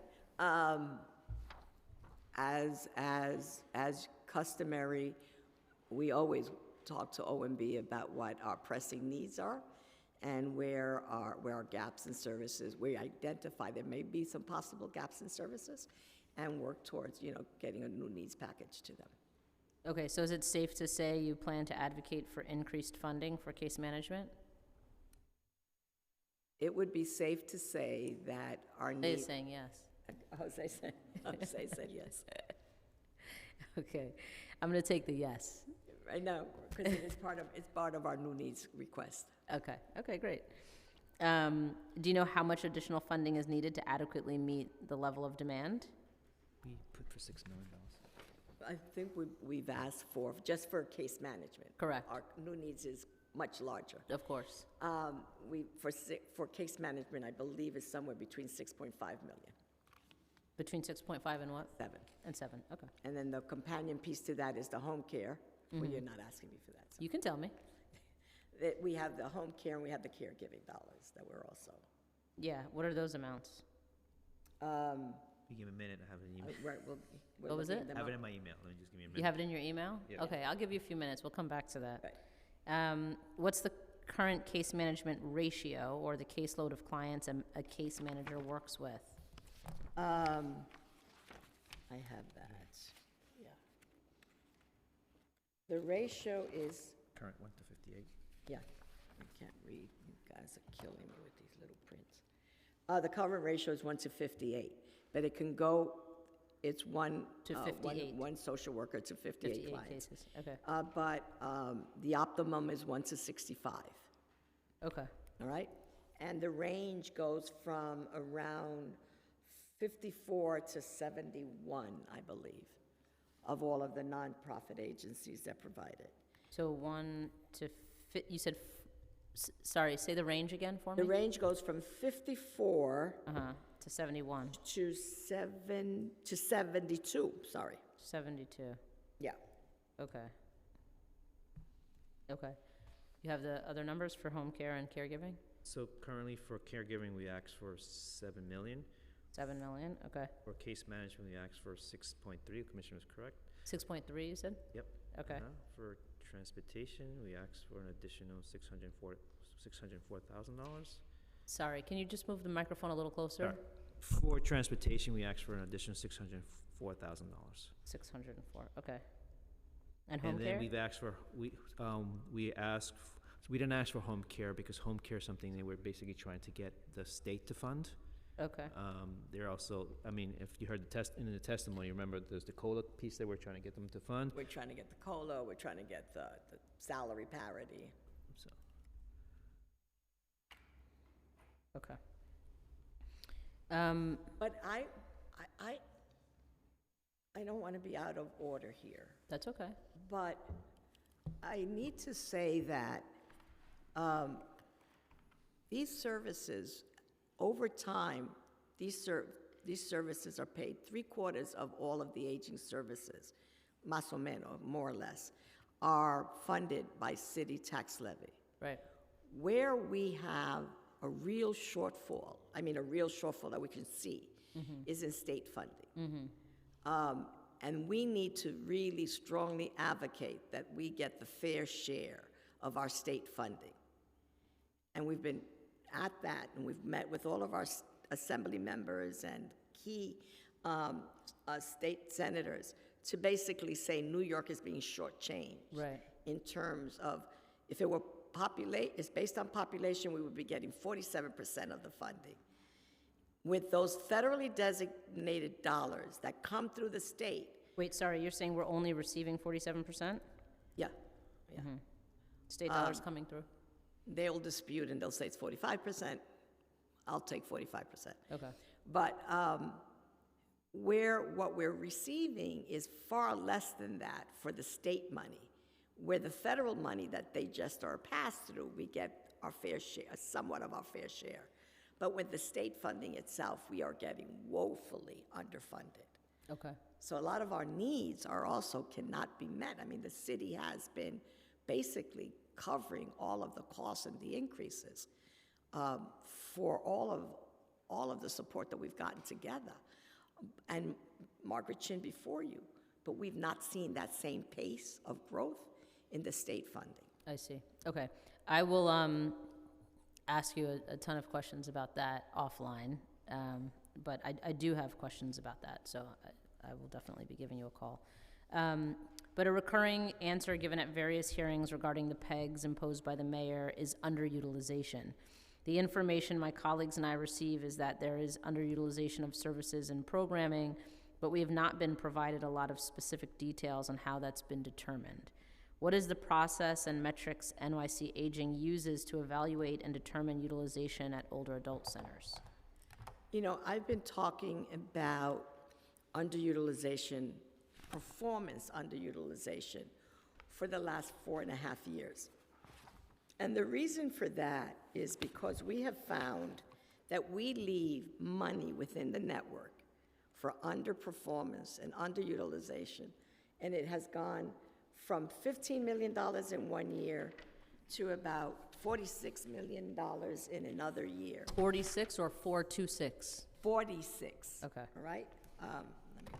Sorry. You guys kill me with these small numbers. All right. In FY19, we left $8 million of unspent funds. That's money in the network. In 2020, it was $20.4 million. 2023, it's $19 million. 21, I'm sorry. In 22, it was about 56, but there was some stimulus money in there, so we're not going to count that high. But if you're looking at an average of about $20 million of unspent funds, which could be reprogrammed within the network, that is what we're looking to do. It is to take that money, not take it out of the network, but reprogramming it where we see the greatest needs. All of the questions that have been raised. How do we get that stove fixed? How do we get additional meals? How do we get more transportation? We could reprogram that money within the network. And what we're looking at is not one and done, and not a one-time kind of underutilizations. We're really looking for historical patterns and then negotiating, and we're going to do that twice a year to look at underperformance patterns so that that money can be reprogrammed back into the network to address some of these growing needs. Right, and I think we would all, we, meaning council members and also providers, would agree that those funds should be repurposed, but I think they're not being repurposed. They're not. Right. Right. So. Because once they're unspent, they're unspent. Right, so, but you're saying that you are advocating for those funds to be repurposed? In your negotiations and conversations? We're putting in a process where we will reallocate those dollars from a contract to another contractor.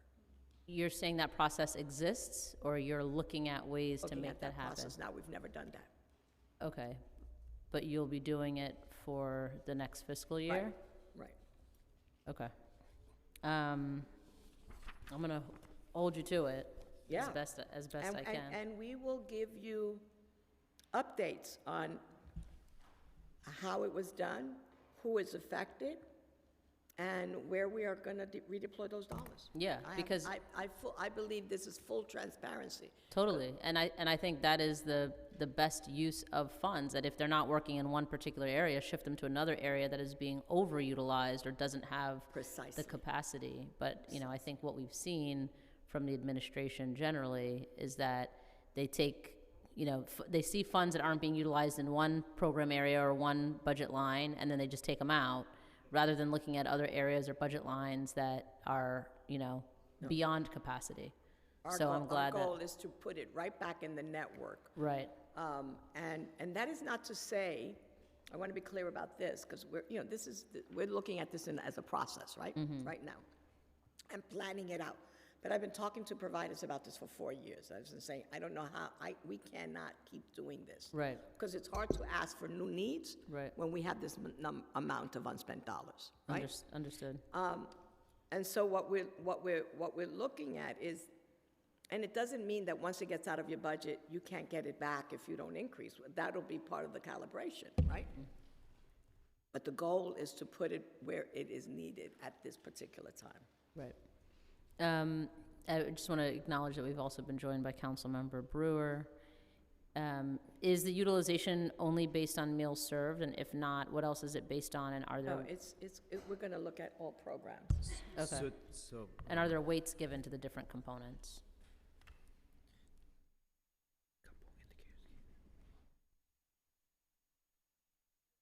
Okay. It's not only the meal program, but it's also the recreational and the social service programs that are part of a particular contract. Okay, thank you. Recreational and social.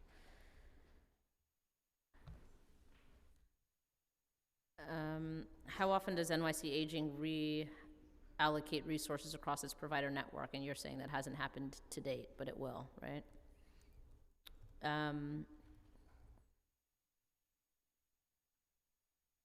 An important component of assessing needs for services going forward is to not only review past utilization, but also project future demand. Does NYC Aging do this? If not, why not? And if yes, how does it forecast future demand? And what assumptions does it use for the expected growth of the older adult population? We've touched on this a little bit, but just for the record. We do regular mapping of where services are, where older adults are growing. And we try to do expansion in those communities. It's hard to do retractions, though, right? Like, for example, I see Councilmember Brewer here. For example, let's say that a particular district in Manhattan might be decreasing. Another district in Manhattan might be increasing, but it's hard to retract services because there's still a population there that needs them. So you have to always look at this from an expansion model rather than a retraction model. Tough. Thank you. And then food reimbursement rates and meals allowed is the next topic I'd like to touch on. Which one? Food reimbursement rates and meals allowed. Right. In recent conversations with advocates and community-based organizations, many have raised concerns with food reimbursement rates and noted they're not receiving a full reimbursement for their cost of providing meals at centers or through home-delivered meals. Additionally, we have heard some concerns about challenges with providing options that appeal to older adults and meet nutritional requirements as a result of NYC Aging's reimbursement rate. What is the current reimbursement rate for meals served at older adult centers and for home-delivered meals? Home-delivered meals is $5.58. no, it's. I'm sorry, home-delivered meals is $12.58 or 78. 78 cents. $12.78, and congregate meals are $5 $8. and $8 for, $8 for catering. right, Yes, it was the same we talked about before. right. Okay. Is NYC Aging considering an increase to meal reimbursement rates? If so, to what and when? We do an analysis, which is how we've arrived at our rate increases in the past. We look at food costs, we look at for home-delivered meals, we look at gasoline, we look at a ratio of number of staff required to satisfy those number of meals, and then we can come up with a dollar amount for per meal cost. So safe to say yes, you're always considering an increase to meal reimbursement rates, given those We're always factors you just evaluating. named? We're always evaluating what the costs are and to make sure that the costs can be meeting Well, those demands. I mean, the costs are generally always going up. So for HDM, for example, we were able successfully to work on getting the dollar increase, right, from 23 to 24. Sorry, on the which increase? HDM. So HDM went from $11.78 to Yes. $12.78. That was based on actually looking at the costs. Right. So we did that. Now, when we look at OACs, and we mentioned earlier, because there's so much underspending, that's how it's self-funded. Those costs are being self-funded internally. Okay, But we do, like I said, we do look at them, every year, you're We saying? look at like for specifically HDMs, we basically look out for, because again, it's homebound, and it's easier to track the cost because there never really is a surplus in this program.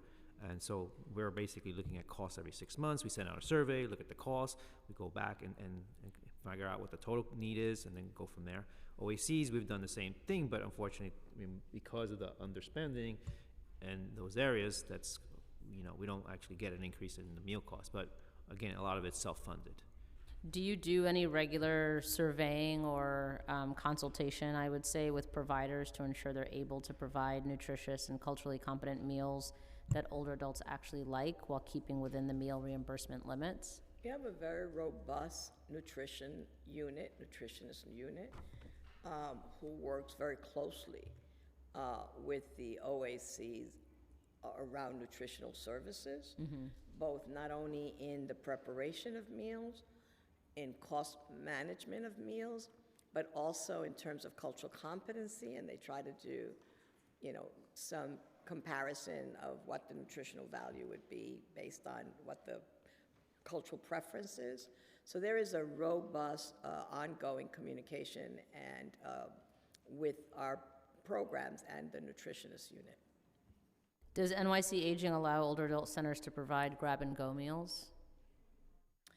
For those older adult clubs who chose to put grab and go as part of their contract, absolutely. They can do grab and go. Grab and go is not a supplemental meal, it is the meal that an older adult would do. Do you know how many or what percentage of centers I do have that. are providing grab-and-go meals? Yeah, I can get you that. I'll look for it, but I'll get it. I know I have that. Okay, while you look for that, how is the number of meals an OAC or HDM providers able to receive reimbursement for under their contract determined? How is, How do you determine the number of meals that an OAC or HDM provider is able to receive reimbursement for in their contract? that is part of a contract negotiation process. The provider, will indicate what their needs are, and based on the contract and the budget that we agree upon, that's, there's the monetary side, and then there's the deliverable side, and that is done through a contract negotiation. Okay. You have the grab-and-go? Of the number of grab and go, I can't find it, I will get it to you. Okay. If a provider is seeing demand beyond the permitted number of meals, what's the process they need to go through to request an increase from NYC Aging?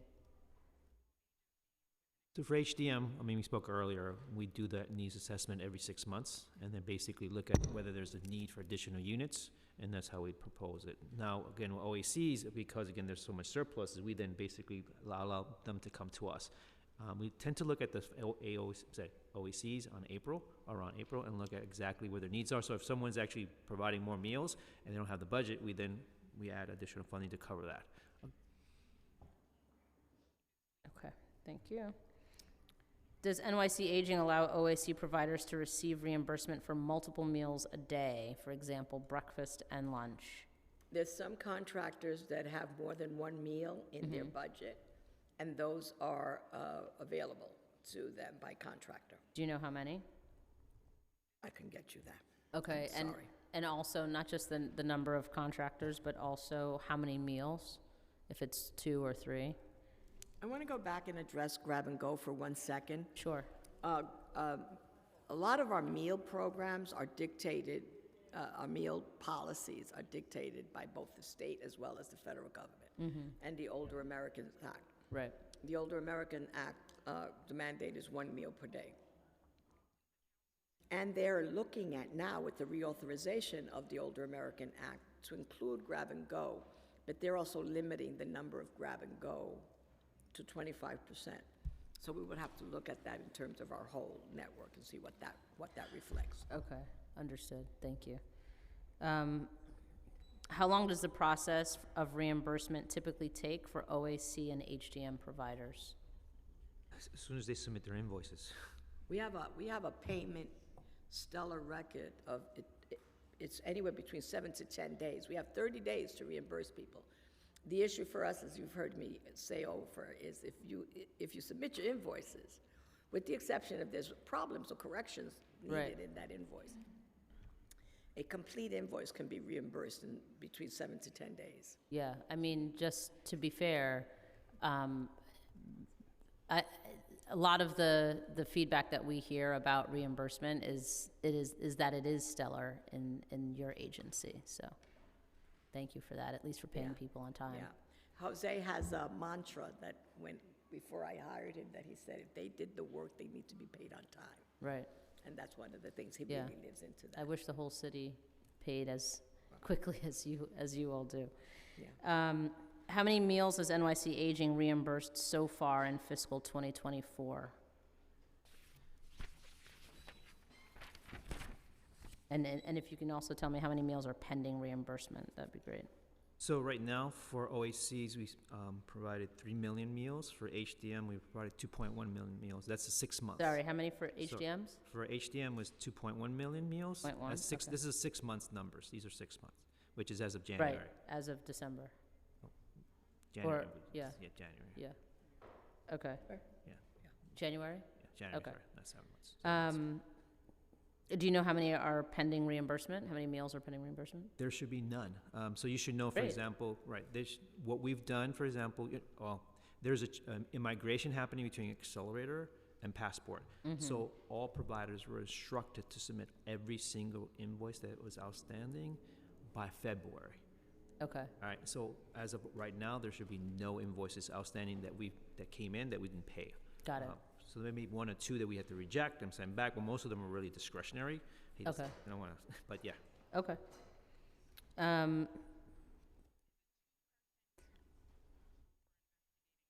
I think I know the answer to this already, but I'm going to ask it anyway for the record. Are there scenarios where providers do not receive reimbursement for meals they have served? There should be none. It should be none. None, there should be none. If they submit the invoice in, we will pay it.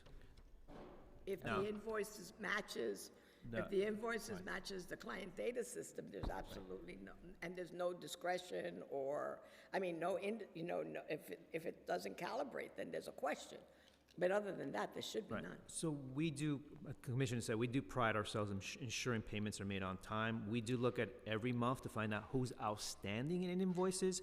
We then go and follow them constantly, and that's the first phase. The second phase is we actually have program officers who then follow up on top of that. We generate a list every month. Normally, there's usually about 10 to 12 of them, and we constantly, track them down to make sure that they submit their invoices. We've had some providers that were outstanding for 4 or 5 invoices, and we just kept following and following. So that's kind of what we're doing. And that goes back to the earlier issue of leaving no money on the table, so that we can reprogram it.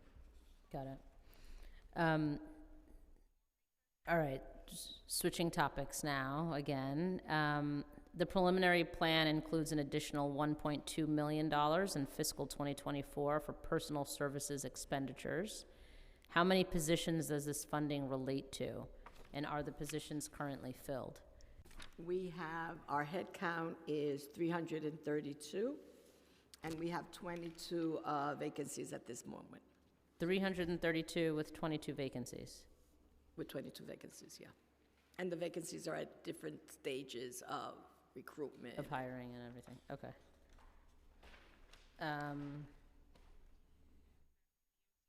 Which areas or programs were the funds? Okay, okay, got it. Let me just be a little bit more specific, because the numbers you gave me were for the whole agency, correct? Yes, Okay. The preliminary plan includes an additional 1.2 million in fiscal '24. Do you know how many positions that 1.2 million? Those are the 15, yes. 15 Those are the positions. 15. Right. Those are the 15. And are those positions currently filled? most of them are. Yeah. Yes. Mostly, or? Yes, they are, yes. Yes. Yes, they are filled? Okay, I think, thanks. I think we have 2 vacancies in program officers. Right.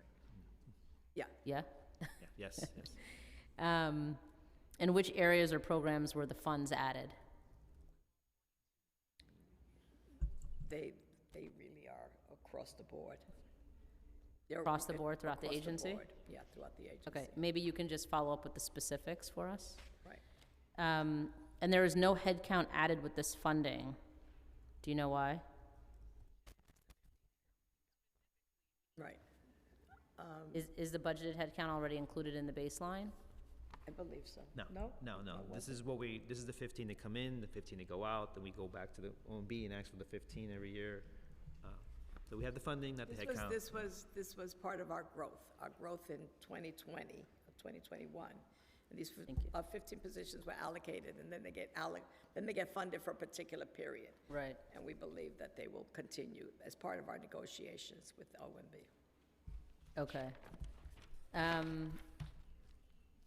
Do any of these positions relate to staff tasked with administering contracts?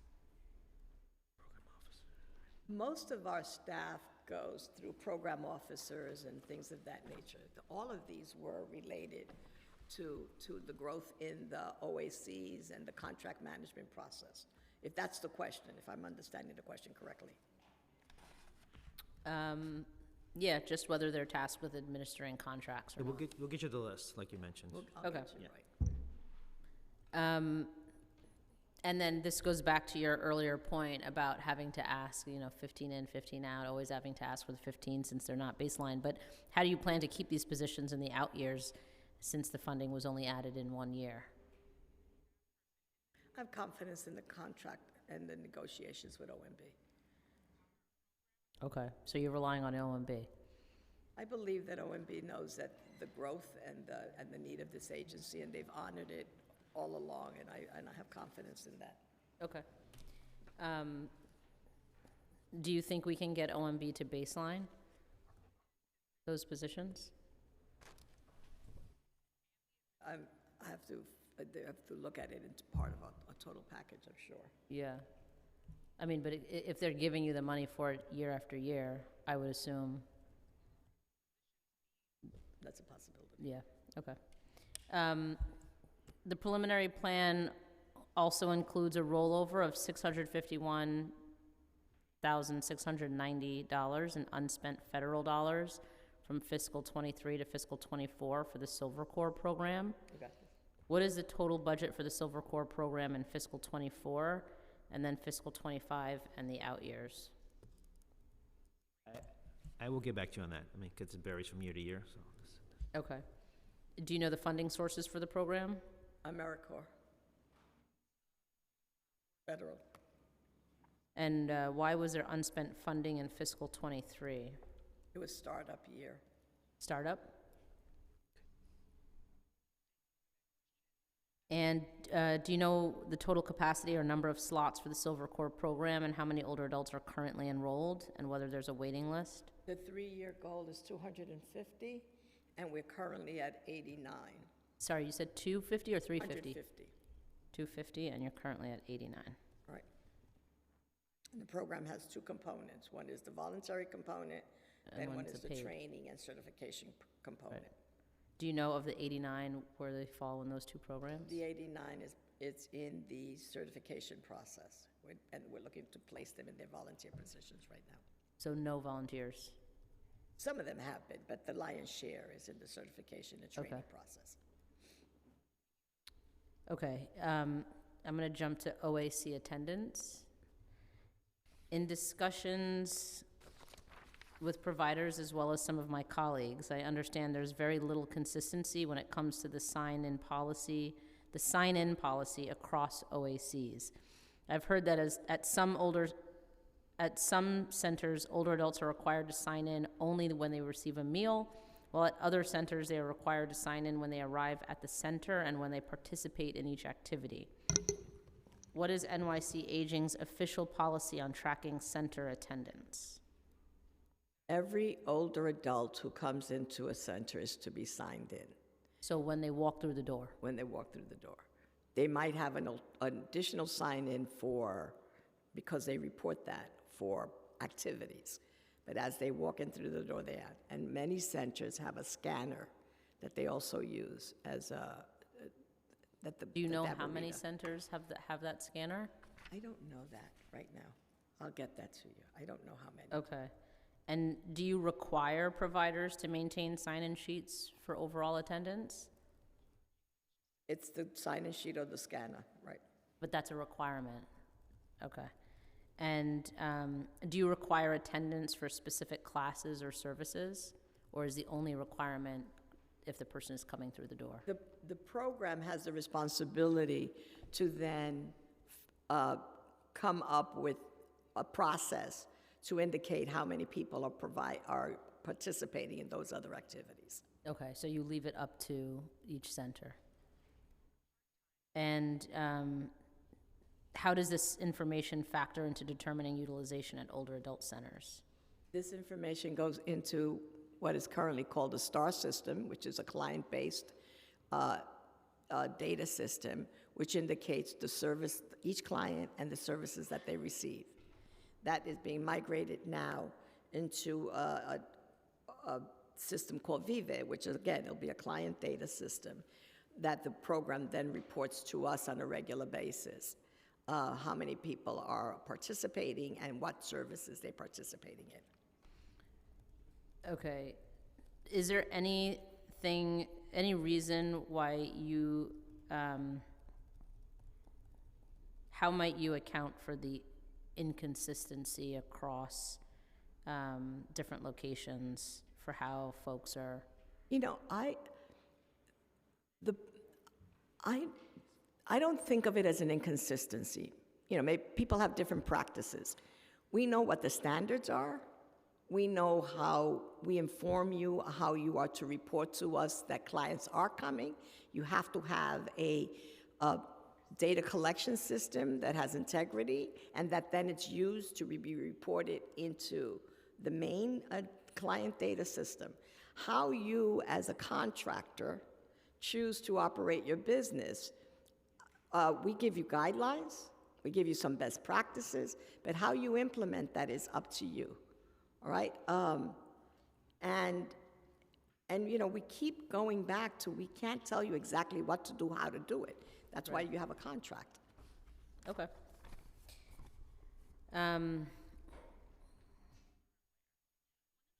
Going back to the capital plan, if I may.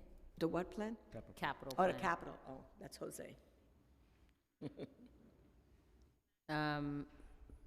Do you know the rationale for the decrease in the capital plan from 80.3 million to 72.3 million? Well, I mean, part of that is basically the PEG targets. And do you know any significant projects that were impacted and whether they were reduced, eliminated, or rolled into the out years of the plan?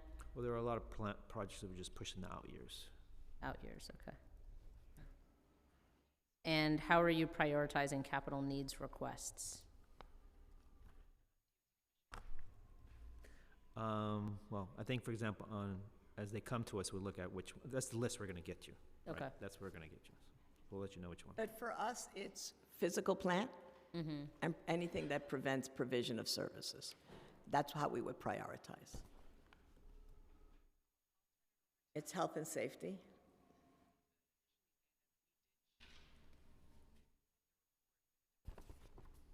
Have you received any guidance from OMB on modifying and managing your capital plan or on handling capital needs requests? I would say that, and this is an overarching statement, but the relationship with OMB is one that is very productive, and we do workshop issues together.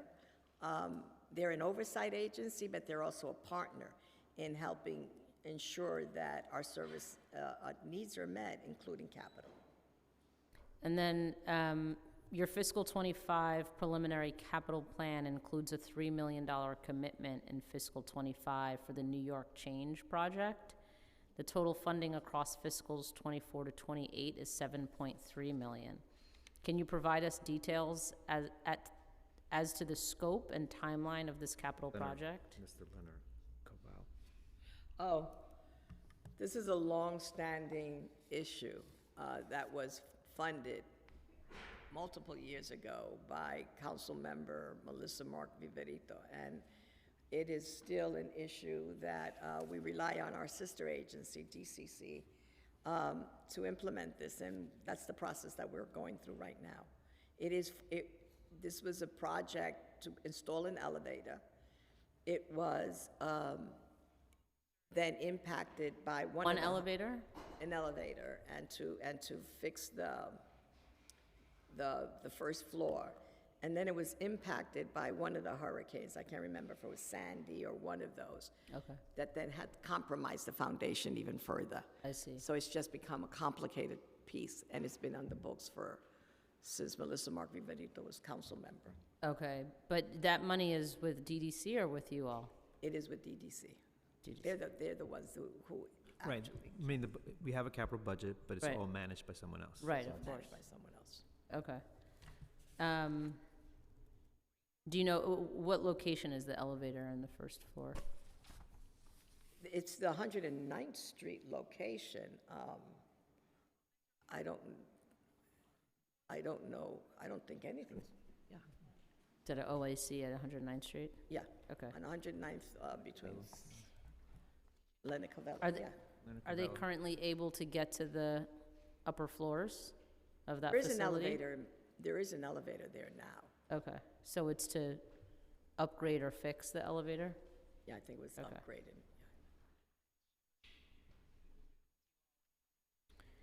Okay, headcount and vacancies. As of January 2024, NYC Aging had a 9.3% vacancy rate with approximately 37 positions vacant. It was announced on February 21st, 2024, that the mayor is canceling the PEG for the executive plan and, quote, "The administration is moving from a near full hiring freeze to a 2-for-1 model and easing other than personal spending or OTPS freeze restrictions," end quote. Does the agency have adequate headcount to effectively run all of its programs and initiatives? It's a negotiation with OMB, and that's one of the results of that is the 15 positions that we asked for because of growth, and which they have honored. Okay, and let me just, you said before you have 330. 22 vacancies Right, 22 agency-wide, right? vacancies. Okay.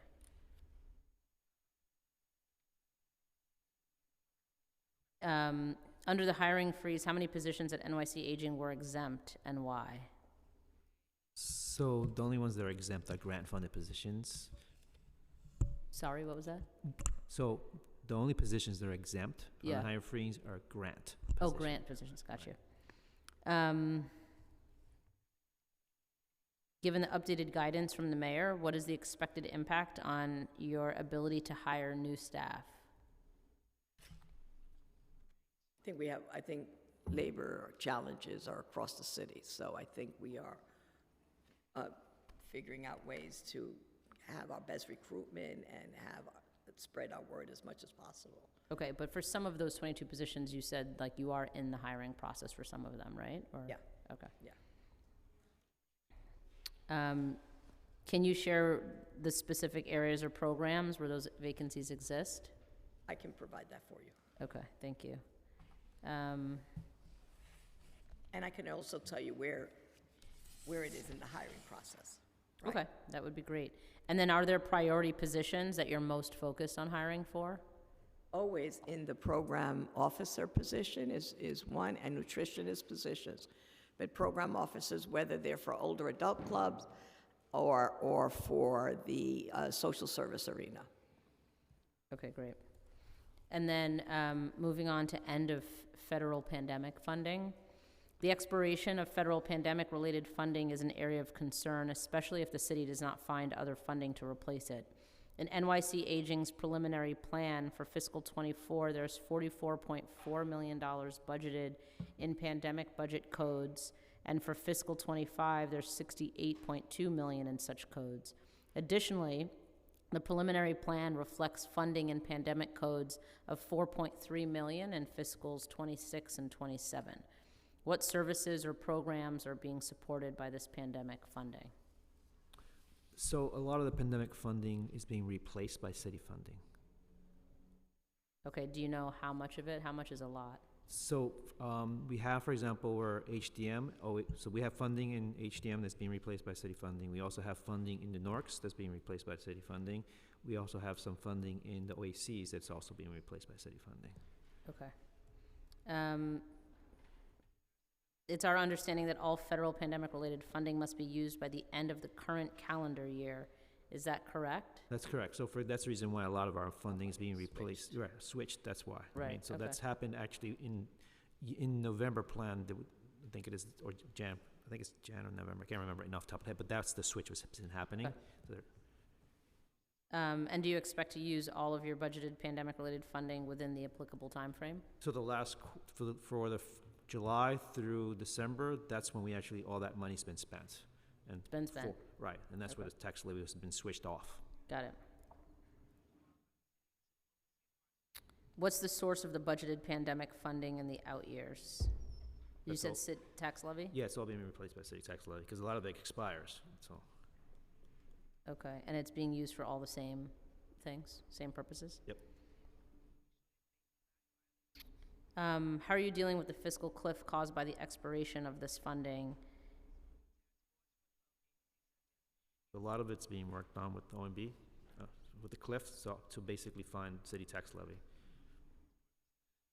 Okay, and it sounds like you're not really concerned that any services would need to be reduced, right? Everything has been replaced, dollar for dollar? Dollar for dollar, yeah, except for, like the out-year pegs, which we discussed earlier. Right, okay. Okay.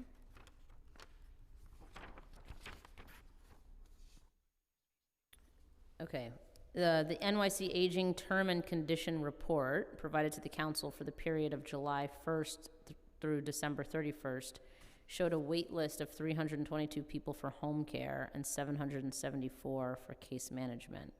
Why are there wait lists for these programs? I understand that for Case management. case management, Home care is one of the challenges we have in home care. There's two challenges. One is the paucity of home care workers that has been exacerbated by this difference in salary imposed on us by the state, where they're funding ISEP home care workers at a much lower rate than Medicare home care workers. And that disparity causes competition in recruiting staff. Home care is all labor-driven. so is there anything that you can do to sort of solve for that? We're advocating strongly with the state to eliminate that disparity in salaries for the same class of people. We hope that you will join us in lifting your voices on that. Absolutely. And the other thing that we're doing is being very aggressive about our recruitment. How many additional caseworkers and how much additional funding do you think is needed to eliminate the case management wait list? So we'll get back to you on Yeah. the actual numbers. Okay. And you've talked already about the, I have a list of all the Home things we're care. going to get back to you. yeah. In the November plan, there's an addition of $164,000 in state funding added to NYC Aging's budget for a single position relating to the city's asylum seeker effort. The position and funding were added in fiscal '24 and fiscal '25. Can you tell us the title and responsibilities of that position? That was a position that we had on loan, and that position has been restored back to the Department for the Aging. You're saying that the position that was allocated specifically for the asylum seeker effort, Was a loan position that has been restored to the Department for the Aging. meaning the original intended purpose is no longer It is being valid. met, it's being met by another agency, not Right. the Department for the Aging. Okay, but you still have that $164,000, We you're saying? have that position and that head count. It's yours now. Okay, so that position will report to somebody in NYC Aging and no longer have anything to do with the asylum seeker? That is correct. Okay, thank you. The proposed state fiscal year 2025 executive budget released in January included an increased investment in the New York State Office for the Aging funding of approximately $40 million. If this proposal is enacted, how does NYC Aging anticipate this investment will impact the agency? You're talking about the state budget, correct? Yes. Say that again? The proposed state fiscal year 2025 executive budget that was released in January included an increased investment in the New York State Office for the Aging funding of approximately $40 million. If the proposal is enacted, how do you anticipate NYC Aging will be impacted? Like, are you going to receive any of the funding from the state if that happens?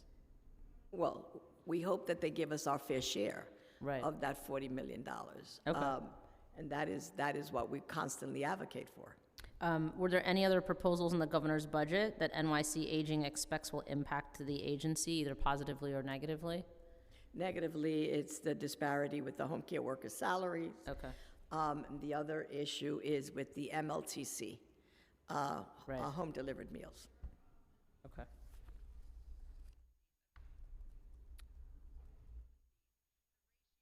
And just going back to the older adult transportation quickly, I just have a couple of questions to piggyback off of what Councilmember Schulman asked. Do you have any plans to improve older adult transportation, especially in communities where transportation options are limited? I think I don't want to answer that with an overarching response. Okay, because you had mentioned before that only 108 108. out of the 300. If more programs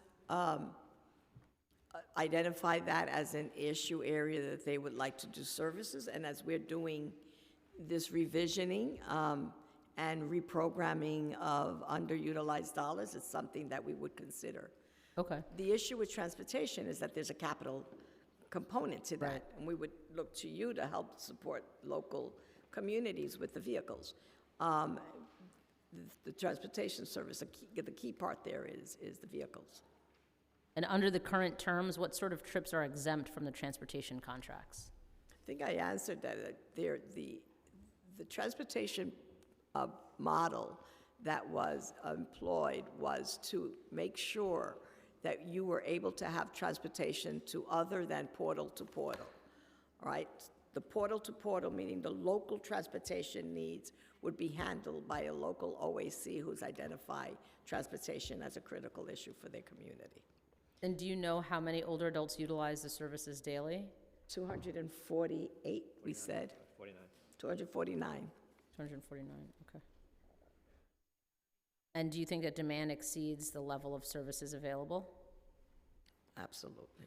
Yeah? Particularly in transportation deserts like Queens and Brooklyn and parts of the Bronx. How much additional funding do you think would be needed to meet the demand? We can get back to you on that. Okay.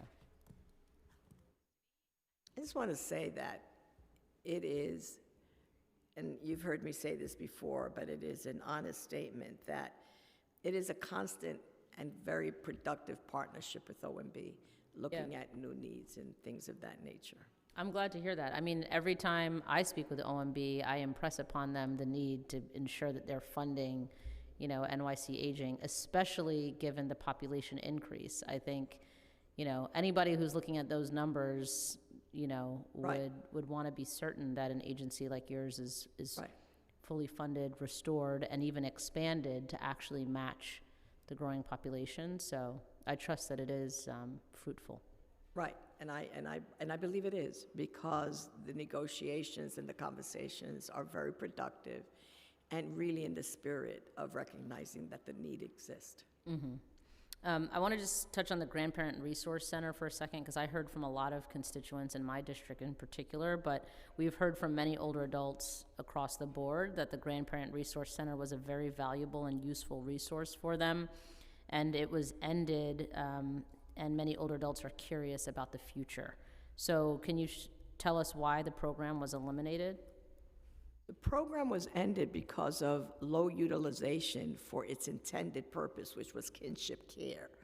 And so it was very low utilization in that area. What we've done now is added that to some of our caregiving programs, and I'm going to get you some later on more of the details on that, so I can give you a robust picture. But what we've done is that we've built in kinship care part of training for many more of our caregiving programs, so that we could then expand the capacity of kinship care and knowledge of kinship care across the board.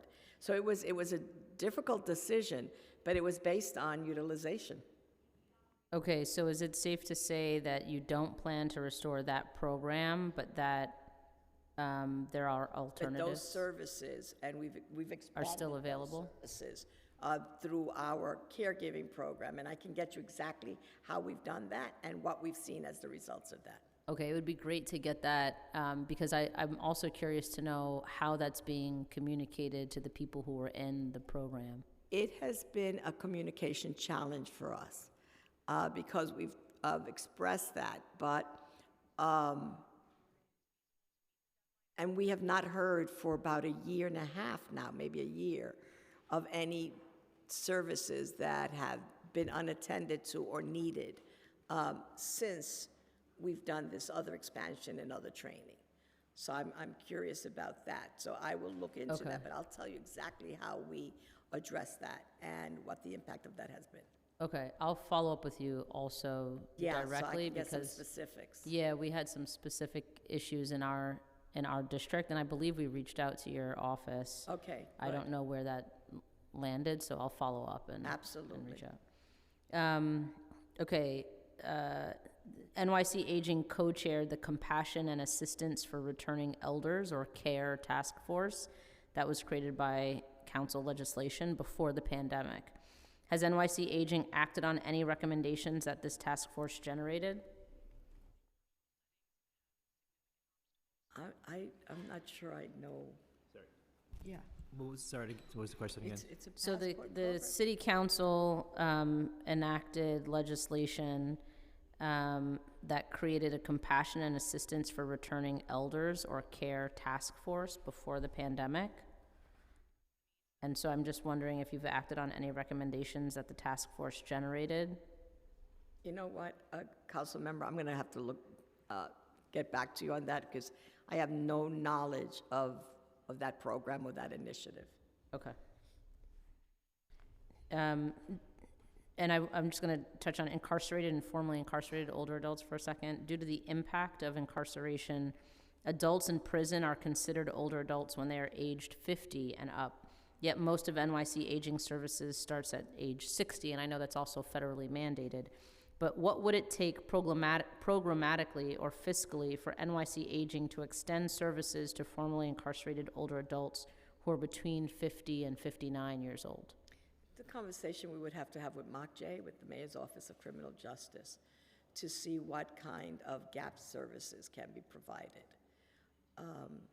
It's an issue that is raised more and more, particularly with the conversation that if you've been incarcerated, even though you're 50, Right. chronologically, you're not 50 in every other sense of the word, so Right. that you're really aged in.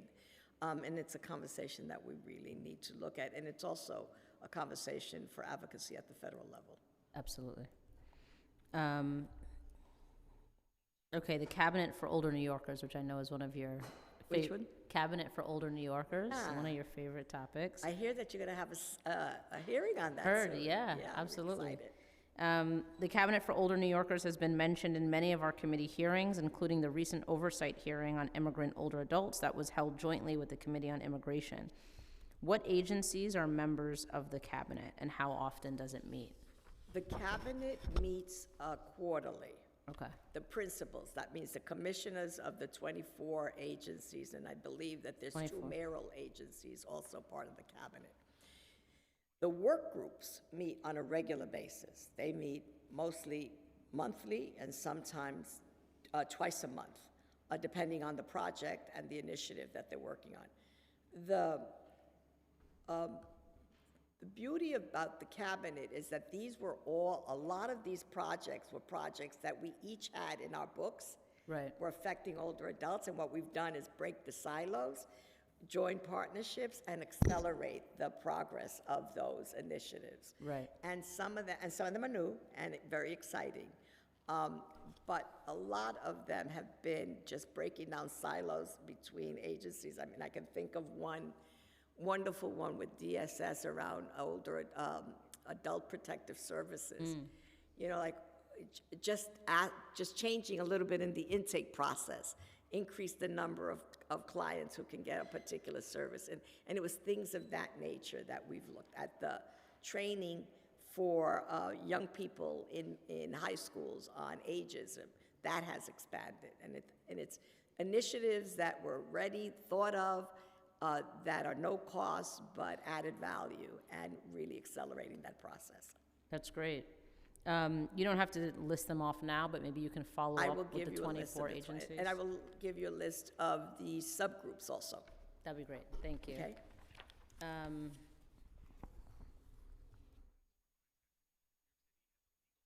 Okay, senior centers and And also, meal. I want to crow a little bit about the cabinet. Yeah. We're the first in the nation, and really, and a model. And as a result of that, we have just assembled, I think it's 30 other cities who we're working with so that they could replicate cabinets That's great. in their respective cities, you know. And the big challenge for all of us, obviously, is combating ageism, you know, getting, Right. you know, and looking at an age-inclusive city. Absolutely. Well, I'm glad to hear that you're expanding yeah. your reach nationally.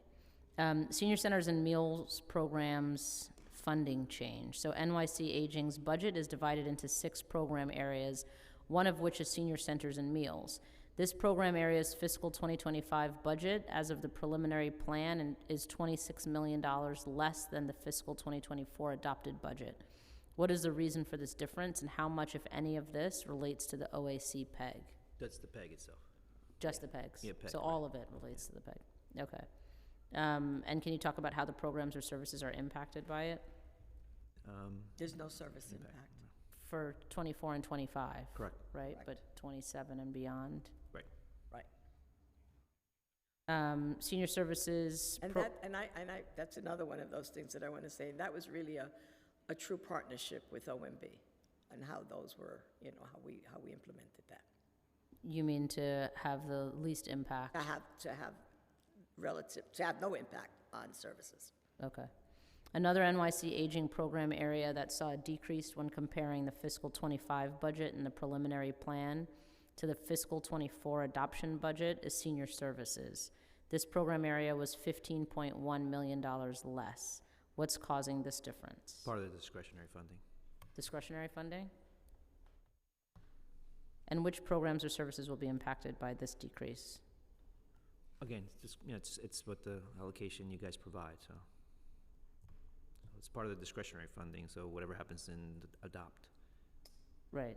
So, So if like for right now, part of the discretionary funding, half of it goes to our contracts, and the other half goes to stuff that doesn't belong, that's not contractor related. right. So, can you specify which programs or services So for example, you have, on the non-contract side? on the non-contract side, so Yeah, on the or, non- I mean, So right now, for all of it, example, on both sides, this will basically affect the programs that are, it can affect additional services provided in the senior centers, right? So the stuff that basically are additive, okay. you know, Included in that would be the 4.4, or the 3.1 million for the vehicles. no, that's. That was separate. That's last year. Okay. Okay, give me 1 second, please.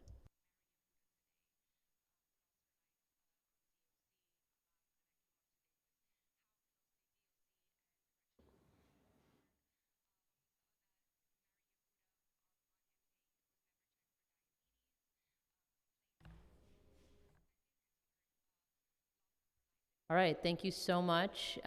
We will now move on to public testimony. I really appreciate your time. Oh, Yes, please, sorry, please, Just very, very quickly. Councilmember Brewer has some questions. Scratch cooking where, maybe you discussed this earlier, but what was the cut, if anything, in casework, and what's the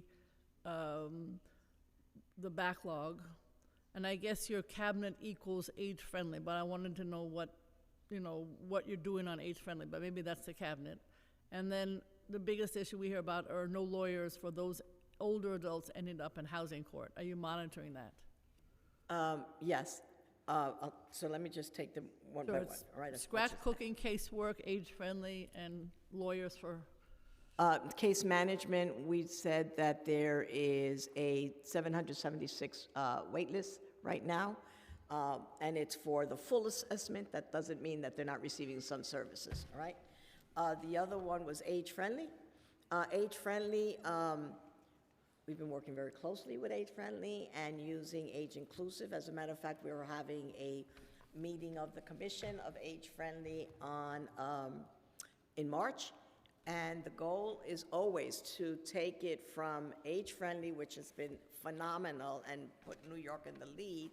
In terms of structural differences, age-inclusive goes now to bring it to a policy level. Okay. So we never abandoned the age-friendly work. What we've done is advance it and move it to policy, which is what the role of the cabinet is, all right? Okay. But the age-friendly commission is still intact, and we will continue working and getting them to start looking at from an age-inclusive perspective.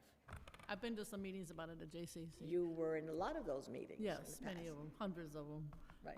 Lawyers for tenants, for older adults. 'Cause We have a test program, where we work with older individuals that have been identified by the court as having some housing issues, and we have 5 staff people who work with those individuals to work with them on their housing and needs. Okay, I'm just saying there's a dearth of support, though maybe that's what you're doing, but I can tell you there are just tons of older adults who do not have lawyers going to court. Right.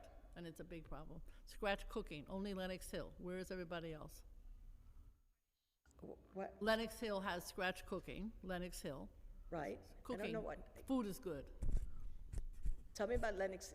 Lenox Hill has scratch cooking. Yeah, They have the that best training scratch program. cooking Oh, program. you're talking about their kitchen? Yes. Yes, I'm okay. sorry, I call it scratch cooking. I don't know Okay. what the real term is, but. All right. So what I'm saying is we want other centers to have scratch cooking. So I'm wondering is, whatever you call it, I call it better food. Right. But I'm just wondering, and also these, Have a, I didn't know if it was something that you're focused on. Yes, we do. Our policies right now are, and Lenox Hill has a model, They do. kitchen It's teaching international program. national model, yes. A teaching kitchen, and as a matter of fact, many of our programs are part of that training program and participate in that. What we have done is our nutritional standards now include having plant-based. and I know, sometimes- everybody hates it, just so you know. No, everybody doesn't hate it. They do hate it. They complain to me all the don't hate it. time. Everybody, is different approaches. They don't like it, Commissioner. I was gonna bring that up. I thank you. I am not going to argue with you, And you can like it because you have to, but the rest of the world hates it. I can tell you that we have seen an uptake and an interest in it. I do not know But it's part of where. our nutritional, it's part of our nutritional Okay, approach. all right. I'm just letting you know that's not the popular program, but scratch cooking is, and maybe you could make something decent with scratch cooking that's plant-based, I don't know. But what I'm saying is, Scratch cooking, if that means my- you just start from, you have a kitchen and you actually cook there as opposed to. Right, and many of our programs do that, but Scratch Kitchen, if I understand it correctly, and you know Lenox Hill much better than I would never There- presume to argue with you about Lenox Hill, but I understand that they also have a way of reutilizing food Yes. over and over Yes, again. yes, So exactly. that they could have maximum use of their Correct. food and have minimal waste, which is why they call it Scratch Kitchen, if I remember correctly. No. But it is something that we could all learn from, and we have many of our programs participating in that training. Okay, thank you. Thank you. Thank you, Councilmember. Thank you again, Commissioner and Jose. Thank you. Appreciate your time. And I will turn it over to Committee Council to start our public testimony. I just want you to know that we will be leaving, but we have many people watching this so that we too are participating and hear the public testimony. Thank All right? you. Thank you. Good afternoon. We will now move on to public testimony. For those wishing to testify in person, please see the Sergeant-at-Arms in the back of the room and fill out a testimony slip. Even if you have registered online, please still fill out a testimony slip with the sergeants. All testimony must be on topic. Cursing is considered a violation of decorum. This hearing is being live streamed and recorded. Witnesses may not use a recording device to film themselves or the proceedings while they are testifying. For those wishing to testify and are on Zoom, after the in-person testimony, we will move on to virtual testimony. Those on Zoom will be called and a prompt to unmute yourself will appear on your computer. All those testifying, either in person or virtually, are encouraged to submit testimony at council.nyc.gov/testify or via email at testimony@council.nyc.gov. We will now call our first panel of 4 witnesses: Tara Klein, MJ Okma, Samara Maldonado, Elizabeth Bird.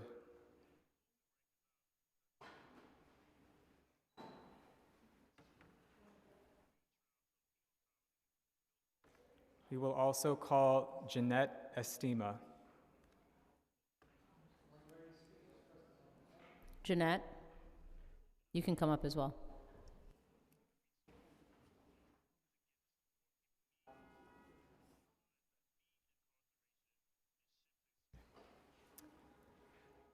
Witnesses have 2 minutes to testify.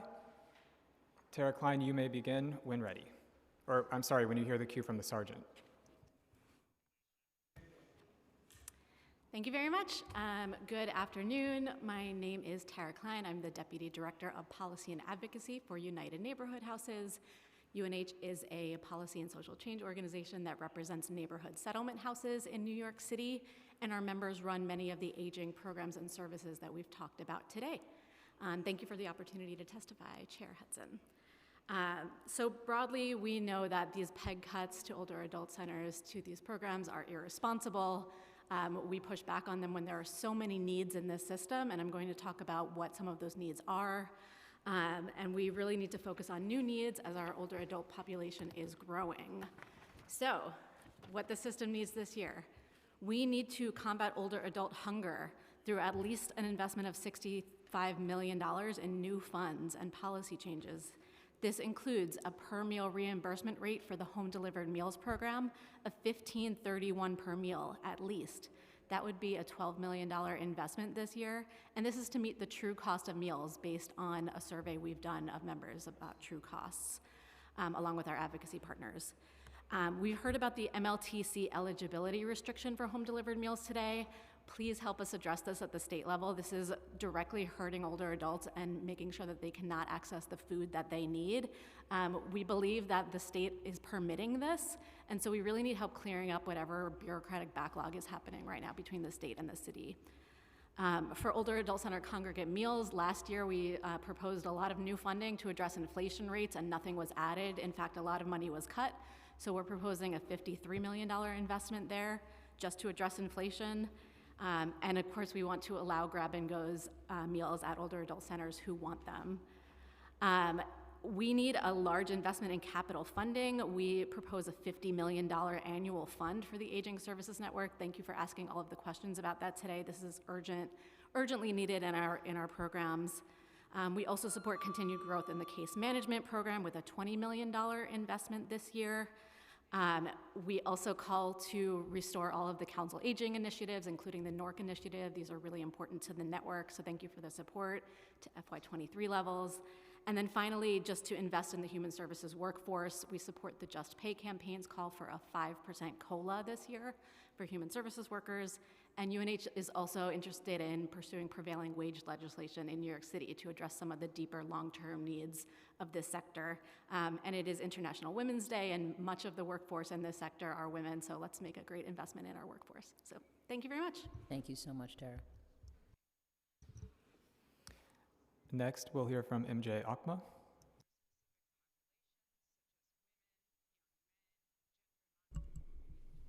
You may begin when the sergeant starts the time. Good afternoon, Chair Hudson and members of the Committee on Aging. My name is MJ Okma with SAGE. SAGE has been serving LGBTQ+ elders and New Yorkers living with HIV for over 4 decades, providing comprehensive social services and community building programming through a network of LGBTQ+ welcoming older adult centers in New York City, as well as specialized services for homebound elders, LGBTQ+ veterans, transgender elders, and older New Yorkers living with HIV. Services for older New Yorkers are more critical than ever, with the population of New Yorkers over the age 60 growing 5 times faster than those under 18, with LGBTQ+ elders making up a significant part of that rapidly growing population. However, LGBTQ+ elders are often invisible, disconnected from services, and severely isolated, as they're far likely to live alone and less likely to rely on children or other family members for informal caregiving. In fiscal year 25, SAGE is seeking a renewal of our funding at fiscal year 24 levels, including under the vital LGBTQIA Older Adult Centers in Every Borough initiative that makes our work in Harlem, the Bronx, Brooklyn, and in partnership with the Pride Center of Staten Island possible. More information about all the initiatives that we have requested a renewal under are in my written testimony, but I want to use the remainder of my time to really stress that any cuts to aging services will have detrimental impacts on LGBTQ+ elders and older New Yorkers living with HIV who already face systematic barriers to services due to ageism, stigma, and discrimination. Beyond that, there's an urgent need for increased investments into New York City Aging, the city's only agency that focuses on older New Yorkers. This committee has held really important oversight hearings on the needs of LGBTQ+ older New Yorkers living with HIV, older immigrant New Yorkers, and food insecurity among older New Yorkers, which have all exposed deep gaps in services across the city. And I'd really stress people to listen and read the testimony that was available at all those important oversight hearings. NYC Aging, whose funding has already been cut to the bone, is unable to best meet the needs of these diverse and rapidly growing populations, while receiving less than 1% of our city's total budget. SAGE deeply values our partnership with the Council, NYC Aging, and looks forward to working with you to fight for more investments in aging services and address the needs of LGBTQ+ elders and older New Yorkers living with HIV in every borough. Thank you. Thanks, MJ. Our next witness is Elizabeth Bird. You may begin when the sergeant starts the clock. Thank you for the opportunity to testify today. My name is Elizabeth Bird. I'm Director of Public Policy at Educational Alliance. We contract with NYC Aging to serve a highly diverse population of about 4,000 older adults annually at our Weinberg Older Adult Center, our Co-op Village Newark, and our Sirovich OAC. Today, I will share testimony on behalf of my colleague, Ziamara Maldonado. She is the Senior Director of Older Adult Programs at EA. Today, I'm going to provide 6 recommendations to make the city budget better reflect its commitment to creating an age-friendly New York. First, maintain council agency initiative funding at FY23 levels. Council discretionary funding is foundational to our work. The funds you allocated in FY24 helped us cover expenses not funded by our NYC Aging contracts for food, program and building supplies, salaries for kitchen administrative and program personnel, and meaningful trip experiences for our members. Second, baseline capital funds dedicated to repair and maintenance of our older adult centers. Organizations like us simply cannot continue to provide services without resources needed to keep our buildings in good repair. Invest $20 million to expand comprehensive social work for older New Yorkers. Our OACs and NORC have seen an increased need for social services, particularly amongst Chinese-speaking and Spanish-speaking members, as well as increasingly complex cases. With the rapid increase in the number of older adults experiencing homelessness, we need enough staff who can work with members to achieve financial stability, prevent the loss of their homes, apply for benefits like SCREE, and find affordable housing. Next, combat older adult hunger through a $53 million investment in older adult congregate meals to offset recent inflationary costs. Invest in a cost of living adjustment for professionals in older adult services. And finally, reverse all cuts to NYC Aging and reinvest in older adults. Planned cuts to OACs at a time when the population of high-need New Yorkers over 60 is growing simply does not reflect a commitment to an age-friendly city. Thank you for the opportunity to testify. Thank you, Elizabeth. Our next witness is Jeanette Estima. You may begin when the sergeant begins the clock. Good afternoon. My name is Jeanette Estima, and I'm the Director of Policy and Advocacy at City Meals on Wheels. Thank you, Chair Hudson, for the opportunity to testify today. City Meals was established over 40 years ago to fill a gap in the city's home-delivered meal program, which provides only 1 meal per day, 5 days a week, excluding weekends and holidays. We're also a citywide emergency food responder for older New Yorkers who cannot access other emergency food programs. In fiscal 23, we responded to about 63 local emergencies with over 34,000 meals, and we pre-supplied home-delivered meals recipients with over 160,000 meals in our seasonal emergency food packages to ensure they wouldn't go hungry when extreme weather hits. Like most aging providers, aging services providers, we continue to see a rapid growth in the need for our services. In FY23, we served about 1,150 more older adults than we did in FY22. And during the pandemic, our food costs increased by about 33%. Therefore, we respectfully request a renewal of the $500,000 and that we received through the Older Adult Clubs Programs and Enhancements Initiative, and an enhancement of $300,000. The entire network of home-delivered meal providers is under extreme pressure caused by increased needs and costs. On average, they saw a 25% increase in food cost from a recent survey we did with other HDM providers. But NYC Aging's recent RFP keeps a flat per meal reimbursement rate, making it untenable to maintain that current level of service. So we urge the city to increase the reimbursement rate for home-delivered meals contracts to $15.31 per meal. And I wanted to answer a question that was raised earlier. During that survey, we also asked folks about their kitchens. Of the 16 providers we spoke with, 6 had non-operational kitchens that were non-operational due to capital needs. So we also join our partners in calling for that $50 million capital fund to repair and upgrade these important community resources. Thank you. Thank you, Jeanette.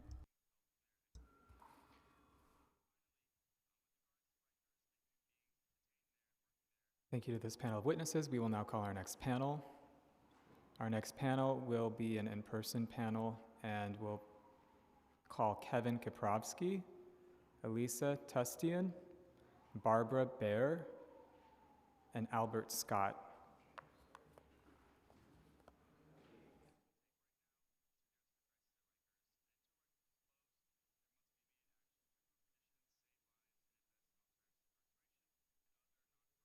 We will also call Kimberly George.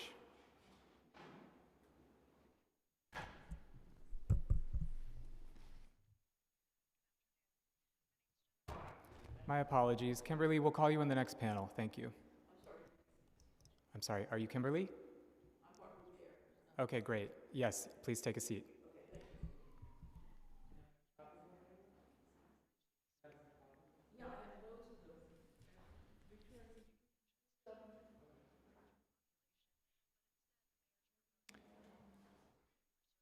Our first witness will be Kevin Kaprovsky. You can begin when the sergeant begins the clock.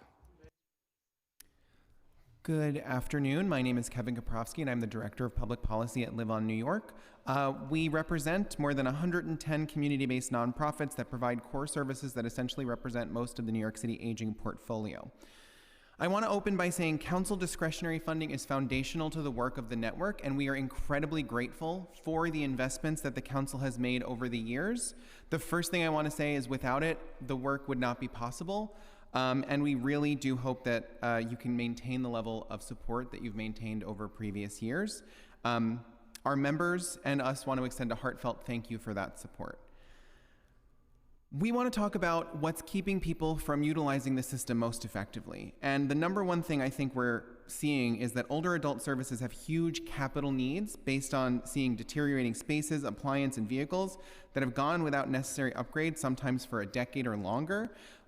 Second one is case management organizations are serving individuals with more intensive mental health issues and are seeing less funding from the city. And at the same time, I know we've talked about this before, but the city is proposing $18 million cuts to older adult centers with planned cuts of over $50 million in the next 5 fiscal years. When it comes to what organizations' capital needs are, we have seen broken refrigerators, floors, bathrooms, kitchens, vans, HVAC systems, roofs, elevators, you name it, and we've seen it broken in an older adult center. The administration is also then penalizing centers for these issues, but then when requested capital funding to fix them are being refused. They're being told that they can use accruals. Some organizations don't have accruals, and if they do, usually the accruals are tied up in whatever they were assigned for. So for example, food accruals were not allowed to be used for anything except food. So there was no ability to shift funding even if there was additional funding. Secondarily, this is the worst in NYCHA spaces or in RAD converted spaces, where a confusion seems to exist as to who's responsible for which piece, and especially when a RAD conversion occurs, who's responsible there. So there definitely needs to be a more functional partnership between NYCHA and NYC Aging to get funding where it needs to go, because some of those centers have actually physically collapsed and can no longer be used. Next, case management agencies have seen a reduction of resources. We've heard caseloads have gone up to 65. We've actually heard that in some places they've reached 80 because of the lack of case managers per program.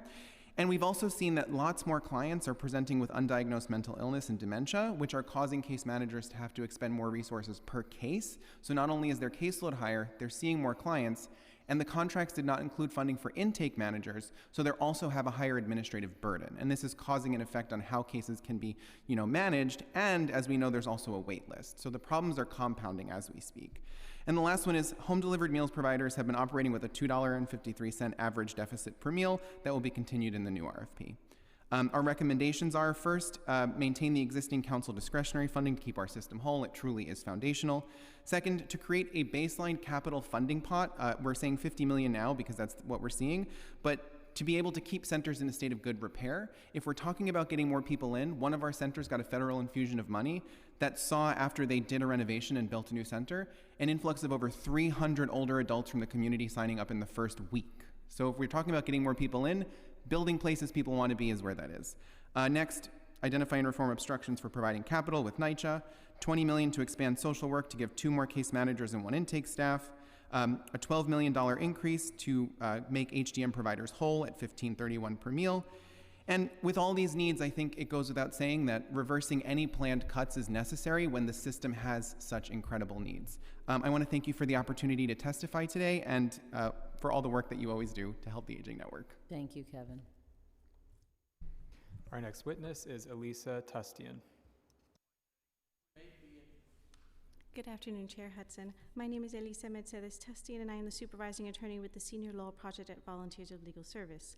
At VOLS, the Senior Law Project is the largest project we have. We serve low-income New Yorkers 60 plus by providing last will and testaments, power of attorney, healthcare proxies, and other essential advance directives. These life planning documents allow our clients to maintain income, avoid homelessness, and ensure that their dying wishes are fulfilled. During the current fiscal year, the VOLS Senior Law Project, together with Pro Bono Power, drafted over 700 life planning documents and served over 2,000 older adult New Yorkers. Sadly, too few older adults have poor planning for the future, and we receive many calls from distressed loved ones. Many lower-income adults think that because they do not have great resources or wealth to pass on to the next generation, they do not need to have advance directives in place. Or they incorrectly believe that their children will be able to automatically access their finances when the time of need comes. Meanwhile, an older adult who has executed a power of attorney authorizes their agent to seek government benefits on their behalf, to pay for housing costs, to sign leases, to do annual recertifications for NYCHA, to apply for and recertify for SCREE benefits, and to deal with any issues that may arise in their apartment. Unfortunately, a caregiver without a power of attorney may find themselves powerless and forced to go through guardianship through the courts, and it can be expensive and a lengthy process. Most low-income families cannot afford to retain counsel for the guardianship filing, and it is an administrative burden on already tax-timed families to represent themselves in these matters. Even if a caregiver petitions successfully for guardianship, at that point, an older adult may have already lost their home and much-needed public benefits, whereas documents like a power of attorney can mitigate risks of losing their benefits, housing, and help them maintain the ability to age in place. We're on the ground, Chair Hudson. We walked up the steps at the 109th Street location when the elevator was down recently and visited the Fort Washington Avenue location after the flooding because of the recent rains. We love working with you, and we ask that you continue to support our work so we can continue to be with the seniors of New York. Absolutely. Thank you, Elisa. Appreciate it. Our next witness is Barbara Baer. You may begin when the sergeant begins the clock. Oh, is it this one? Okay. This is the most daunting task I've ever had. You'll be great, don't worry. Speaking for 2 minutes is not my thing. So, good afternoon. I'm Barbara Baer from the New York Foundation for Seniors. I'm the director of the Home Sharing and Respite Program. And Chairperson Hudson, God bless you and thank you. Last year, we stood on your shoulders and you allocated with the council $200,000, which was about half of our budget, and allowed us to continue home sharing and respite care. And as you see from the prepared remarks, we're asking for 250, but we'd be thrilled with 200, and we thank you for your generosity. I don't have to tell you about the program, except it's a matching program where we match one person 60 and one person over 18, and we work really hard to have them safe and companionable. And this year, Chairperson Hudson, we're actually doing better. We believe that we'll have 30 matches, which is more than we've had. It seems like a de minimis amount of matches, but in each case, my view is that we've saved 2 lives. One person can pay their rent or their mortgage, and the other person has a safe place to live. And so we hope that you will fund that. And additionally, in that 200,000, we have respite care, and my colleague is here, Victoria. So what we do is offer respite care to seniors, and basically the senior has the opportunity to pay a little bit more than half of what they would pay for a home care at a for-profit agency. That's $18.55 an hour. We've helped hundreds and hundreds of seniors and employed loads of home care workers. So I'm going to stop, but to say that over the past 3 years, we've helped more than 12,000 people in respite care, and we've matched about 1,250 matches. And I consider each match building an affordable housing unit. And it's cheaper than anything, so I consider it a really humanitarian and inexpensive way to help seniors. Thank you. Thank you so much. And just so you know, your written testimony is on the record, and Okay. we do review the full thing. So even if Okay. we didn't get to read everything, we've still got it. Okay, great. All right? Thank you. Thank you, Barbara. Our next You let me witness is to my colleague. our next witness is Albert Scott. You may begin when the sergeant starts the clock. Okay. All right, thank you. Good afternoon, Chair Hudson. My name is Albert Scott. I'm with the East New York Economic Society. Real quickly, it's more or less to see if you can increase whether it's a budget line item that will encourage the New York City Department of Aging and this dynamic committee to start researching the retirement crisis, in particular for Generation X and millennials. Recent reports has been released that majority, not the average, but the median of folks that has money in there for retirement savings or 401k is $10,000 or less. And I'm not going to even break down the demographics as it pertains to Blacks, Hispanics, and things of that nature, because that becomes even more daunting. And after hearing what the commissioner stating today about don't know how monies are going to look in the future, it's very important that we definitely take a proactive approach.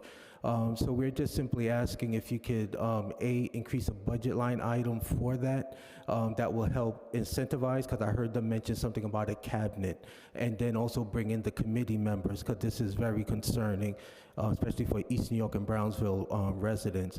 And also increase the budget item for intergenerational services. As we move forward into the AI technology, this would be a great opportunity for either Generation Alpha or Z to initiate, because I heard it from someone from the Divine Nine, I believe Sigma Gamma Rose, where they actually mentioned know your cell phone. Because believe it or not, some folks don't even know how to do FaceTime in this day and age, and interact with it accordingly. So thank you for your time and patience, and hopefully can definitely move forward. Thank you. Thank you so much. Thank you to this panel of witnesses. We will now call our next in-person panel. This panel will consist of Kimberly George and Batman G. And as a reminder, if you wish to testify and you're in person, but you have not filled out a registration slip, please find a sergeant and do so.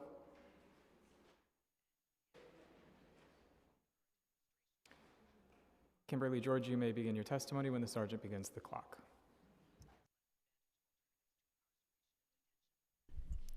Thank you. Thank you, Chair Hudson, for the opportunity to present today. My name is Kimberly George, and I'm the president of Project Guardianship. As you know, we are a New York City-based nonprofit that provides legal guardianship services to New Yorkers in need of surrogate decision-making. We also provide a range of preventative services to help New Yorkers access critical health and social services prior to guardianship. Doing so helps to ensure that guardianship remains the tool of last resort, as it is intended to be. Because of our varied boots-on-the-ground expertise, we inform guardianship reform policies and practices. The people for whom we provide guardianship services have a few things in common. First, they have experienced an event in their lives that caused them to lose decision-making capacity. That event could be the onset of a disability, dementia, serious mental illness, substance misuse, traumatic brain injury, or other conditions that impact their ability to manage their daily activities and potentially put them in harm's way. The second thing our clients have in common is an absence of family member or friends willing or able to serve as their guardian. The majority of our clients are older adults who are aging alone. This reflects a national trend that 1/3 of older adults are living alone. Finally, our clients have no funds to pay for a private guardian, with 96% of them living under 80% of the area median income. These three factors, loss of capacity, social isolation, and lack of financial resources, make our clients among the most vulnerable residents of our city. As such, it is essential that they have advocates looking out for their health, safety, and dignity. These are our priorities at Project Guardianship, and we achieve them by deploying multiple disciplinary teams of social workers, lawyers, finance associates, and housing and benefits specialists. We keep our client-to-staff ratio low because the work that we do on behalf of our clients is intense and time-consuming. We make every effort to keep our clients aging in their homes and communities and out of institutions. What I'm describing is not only challenging work for our staff, it is also expensive. On average, our per-client cost is $10,000, and that's for good reason. When we become somebody's guardian, we manage all aspects of their lives, usually for the remainder of their life. When our docket is full, as it is today, we have to tell appointing judges in guardianship parts that we cannot take their appointments because we are at capacity. We recently heard that in New York City, judges cannot find guardians for half their cases when a guardian is needed on any given day. This crisis and the lack of funding that has led to a shortage of guardians is partly responsible for the case of Judith Sabinovich, which ProPublica did an article that was published yesterday. If you haven't read the story, it's an account of what can happen when we don't invest in good guardianship, mainly the erosion of human rights, dignity, health, and safety at the hands of unscrupulous guardians. In this case, a guardian posing as a nonprofit. To be clear, nonprofits are exceptionally fit to do this work. They have deep ties to their communities and diverse skills and knowledge to navigate complex situations. They often surpass the court's minimum care requirements for guardians. And critically, their success is measured not by their ability to turn a profit, but rather by their ability to improve outcomes for the people in their care. New York City's, as you know, population is booming, and we cannot look away from this crisis any longer. Good guardianship must be prioritized and funded adequately. Thank you very much. Thank you so much, Kimberly. This concludes our in-person witnesses. We will now turn to our witnesses participating virtually. We will call you one by one. Please be alert for the prompt to unmute yourself. Our first virtual witness is Jolene Bowden. You may begin when the sergeant starts the clock. You may begin.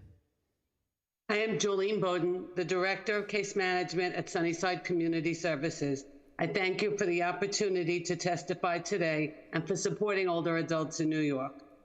We are proud to serve 16,000 New Yorkers of all ages, mainly in Western Queens, but you will find our participants throughout the borough and beyond. And we're delighted to share that we are celebrating our 50th anniversary this year. For those unfamiliar with Sunnyside Community Services, we're a community-based, not-for-profit centered on the belief that every person deserves meaningful support to achieve their aspirations, especially struggling families and individuals. Older adult services at Sunnyside promote healthy aging and enable the older members of our community to age comfortably in place for as long as possible. Our continuum of services to support people as they age includes caregiving, geriatric mental health, case management, a vibrant older adult center, and elder justice. Home care provides essential care for homebound older adults and people with disabilities, and we have a social adult day program for people with Alzheimer's. For immigrants, we offer English classes, legal support assistance, and access to benefits. Additionally, as part of our nonprofit force, my organization plays a role in the city's recovery. As a member of the Human Service Council, we're calling on the city to provide 3.2% COLA and a commitment for COLAs in future years. Our city has been continuously seeing an increase in the older adult population. Every year we hear predictions that the silver tsunami, when the baby boomers turn 65, continues to be growing at a faster level than expected. This translates to older adults needing more services and access to more benefits and entitlements. These needs were supposed to be addressed by services under the auspices of government area agencies on aging. But what do we see in New York City? We see needs increasing and funding decreasing. In the most recent contract award for case management services, my agency saw our funding go down and stop, you said? You can continue. Okay, so our funding go down and asked our staffing to go, and the asks on our staff to go up. We were forced to juggle the roles of competent, trained, underpaid professionals to fit the decreased funding burden. We need to choose between increased caseloads or eliminating an intake person. We need to choose between maintaining the status quo for administrative staff or cutting one person to fit into the funding provided. The agency needs to figure out where we can absorb our rent, electric, and maintenance because it simply would not fit into the funds provided. All of the increasing needs being presented by our clients require case managers to spend more time on each case. As was said before, how do you do that when you have an excess of 65 cases? Our program is continually recruiting staff, but it's a revolving door because case managers are dedicated and committed, but there's just so much they can do and be undervalued and underpaid. Our staff also has to live in this city where costs and expenses continue to rise. Every year we rally and advocate for increases in salaries, and every year we get nominal crumbs of increases, while others around us that are professionals get significant raises and recognition. It's time to value the work that's done by our community-based organizations, to acknowledge the money we save by keeping people safely in the community and not in residential facilities. It's time to show the older adults who built our city that they matter enough to have the staff and the resources that they deserve. I stand here before you once again saying, do not cut funding to older adult services. Do not make our dedicated staff work even harder to keep people safe. Do not ask agencies to choose between serving clients and paying rent. I ask you to give us the funding that ensures we have the resources to keep our older adults safely in the communities we serve. Thank you. Thank you, Jolene. Our next witness will be Dr. Cynthia Maurer, and after Dr. Maurer, we will call Sophia Pizzirilo. Dr. Maurer, you may begin when the sergeant begins the clock. Starting time. My name is Dr. Cynthia Maurer, and I'm representing Visiting Neighbors. We're an organization that has been determined to keep people independent, active, as safe and healthy as possible, and in their own homes. We work with the seniors who are 60 and over, but majority of our people are over the age of 85. We really do work with the oldest old. We have right now 25 seniors who turned 100, and they're going strong. We're seeing a trend not only in aging, but in resiliency. Even 5 years ago, when seniors would go into a hospital, there was a 50-50 chance of them not ever coming home. Now, even just last week, we had our 100-year-old who fell and injured her arm, and our 102-year-old who had some respiratory issues go in the hospital, and they're back. So they're home, and they are determined to stay in their home and keep active. And our volunteers connect them with the community and keep them engaged. The services we provide are health management, health advocacy, student health, where the students nursing program that we have young people who are monitored by their professors who go in and do blood pressure checks. We're on the front lines. We're seeing what goes on directly in the home so that there isn't this revolving door every time they go into a hospital and only wind up all alone and then wind up going back there, and often for minor incidences.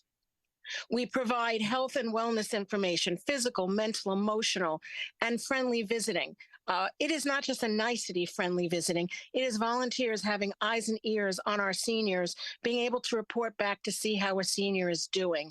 We have our Shop and Escort program where we enable seniors to get to and from all kinds of appointments, all kinds of errands, everything from going to the bank to go to shop for clothes, to get their hair done, because a 100-year-old who has beautiful white fluffy hair may still want to go get their hair done.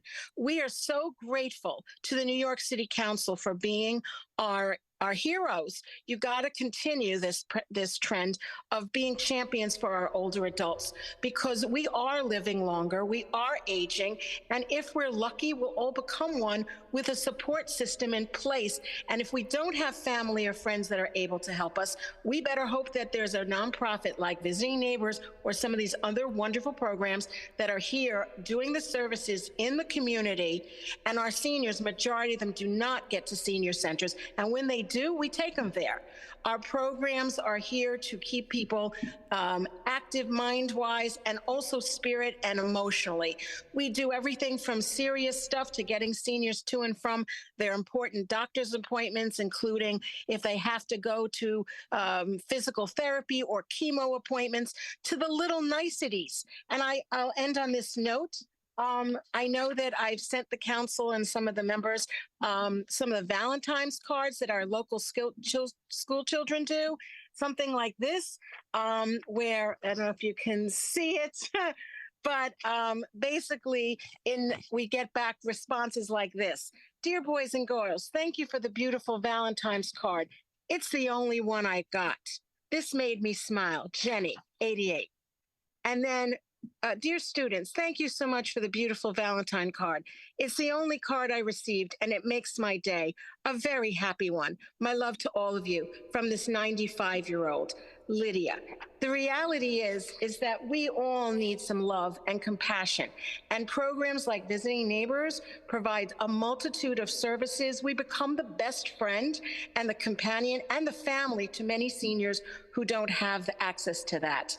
And when we're there to also monitor all of their emotional supports and also make connections to other services like VALS and other programs like SCREE to make sure that they get access to everything they possibly could use. Thank you for being there for us, and we need you to continue to fight for us. And we also ask that you remember us with all of the funding, because we are as cost effective as you're going to find. And yes, we definitely keep people home and still part of our community. Thank you. Thank you, Cynthia. Thank you. Our next witness will be Sophia Pizzirilo, and after Sophia, we will call Elijah Ramaker. Sophia, you may begin when the sergeant starts the clock. Starting time. Chair Hudson, thank you for the opportunity to testify. My name is Sophia Pizzirilo. I'm the director at Village View Newark at University Settlement. Every year, University Settlement partners with 40,000 New Yorkers in Lower Manhattan and Brooklyn through programming for all ages. Overall, we call for more funding for older adults. New York City Aging's budget is the smallest, even while the older adults is growing rapidly. We need to invest further in older adults programming and services. As we know, COVID has changed many of our expectations and preferences. Our older adult center and programs have needed to continue online or hybrid offerings in addition to in-person services. We may need different metrics to assess the success of older adult centers. For home-delivered meals, the reimbursement rate for home-based meals needs to be increased to at least $15.31 per meal in the FY25 budget. This would better reflect the average true cost of providing services, including the impact of inflation. Additionally, we urge New York City Aging to reverse the home-delivered meals restriction on MLTC clients. Not everyone on Medicaid has a home health aide, and those who want a home health aide face difficulty applying for help and retaining aides. We need to make sure there are enough hours available to meet the need.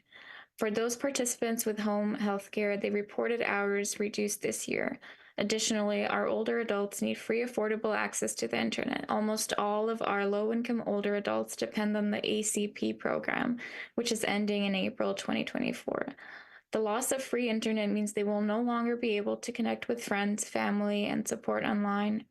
We would also like to see older adult centers offer the same nursing services as the services provided at NORCS.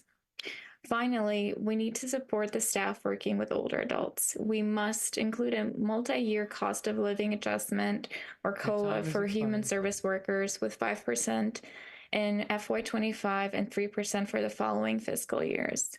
Pass and fully fund legislation to create a prevailing wage schedule for human service workers.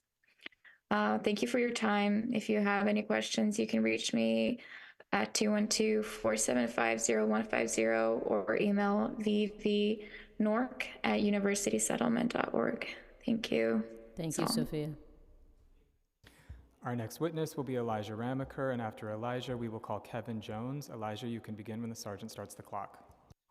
Starting time. I want to thank Chair Hudson and members of the Aging Committee for holding this hearing and giving the Asian American Federation, AAF, the opportunity to testify. I'm Elijah Remaker, policy intern at AAF, where we proudly represent more than 70 member nonprofits serving 1.5 million Asian New Yorkers. Going into FY25, Asian older adults continue to endure the impacts of teetering economic conditions and continued anti-Asian hate. Our seniors working group, the first and only Asian older adult-focused advocacy coalition in the city, is composed of 12 Asian-led Asian older adult-serving member organizations. Since its inception, the SWG, under the guidance of AAF, has become an authoritative voice for policymakers to reference and consult with about addressing the concerns of Asian older adults. Food insecurity is among the top concerns of Asian older adults within our seniors working group, in addition to anti-Asian violence, functioning older adult centers, and mental health, all of which are interconnected. A lack of cultural sensitivity in meal programs, however, has become an issue for many older adult service providers recently, according to members of our SWG. The arbitrary and inaccurate standards for culturally sensitive meals set by DFTA have left many providers restricted with the meal options they can offer Asian older adult clients. CBO staff members say meeting are most vulnerable where they are with culturally competent, effective older adult services requires systemic change. They said that DFTA's one-size-fits-all model create additional challenges and barriers for Asian and immigrant communities. This necessitates further understanding of our diverse communities' needs, as such change is dependent on the city and its work in supporting, reinforcing, and building capacity for programming by our communities. Our recommendations for further action are as follows. 1, increase funding to Asian-led, Asian-serving older adult service providers.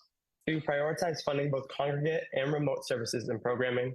3, continue funding a network of linguistically and culturally competent food service programs that provide alternative food benefits to older adults.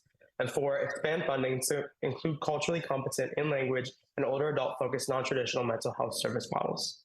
On behalf of the Asian American Federation, thank you for raising up the work that needs to be done and prioritizing the voices and needs of our older adults and our older adult service providers, the true experts in this work. We look forward to working with all of you in the near future and want to emphasize that policymakers always have a standing invitation to our senior working group meetings. Thank you. Thank you, Elijah. Our next witness is Kevin Jones, and after Kevin, we will call Wendell Walters. Kevin, you may begin when the sergeant starts the clock. Starting time. Good afternoon, Chair Hudson and members of the City Council. My name is Kevin Jones. I'm the Associate State Director for Advocacy at AARP New York, which represents 750,000 members in New York City. We appreciate the opportunity to testify today. Older adults represent New York's fastest growing demographic. According to a report from Center for Urban Future, New York City's 65 and over population grew by 36%, or about 363,000 people between 2011 and 2021. Today, our city is home to 1.3 million older adults, which is nearly the entire population of the Bronx. Older adults are a tremendous asset to our city. They're a vital driving force in our economy, cultural life, and volunteer base, but they face unique challenges as well. And the older adult population has increased. The number of older New Yorkers living below the poverty line grew by over 37%, while the number living in the shelter system tripled. This new demographic reality really illustrates how the city needs to prioritize the basic needs of our older adults. New York City Aging receives less than 1% of the city's budget, and now the mayor's proposing even more cuts in the upcoming fiscal year.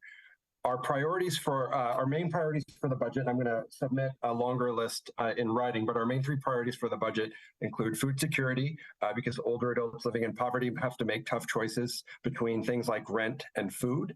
And these same older adults are now dealing with the impacts of inflation, which has rapidly increased food prices, making it even harder for them to put food on their table.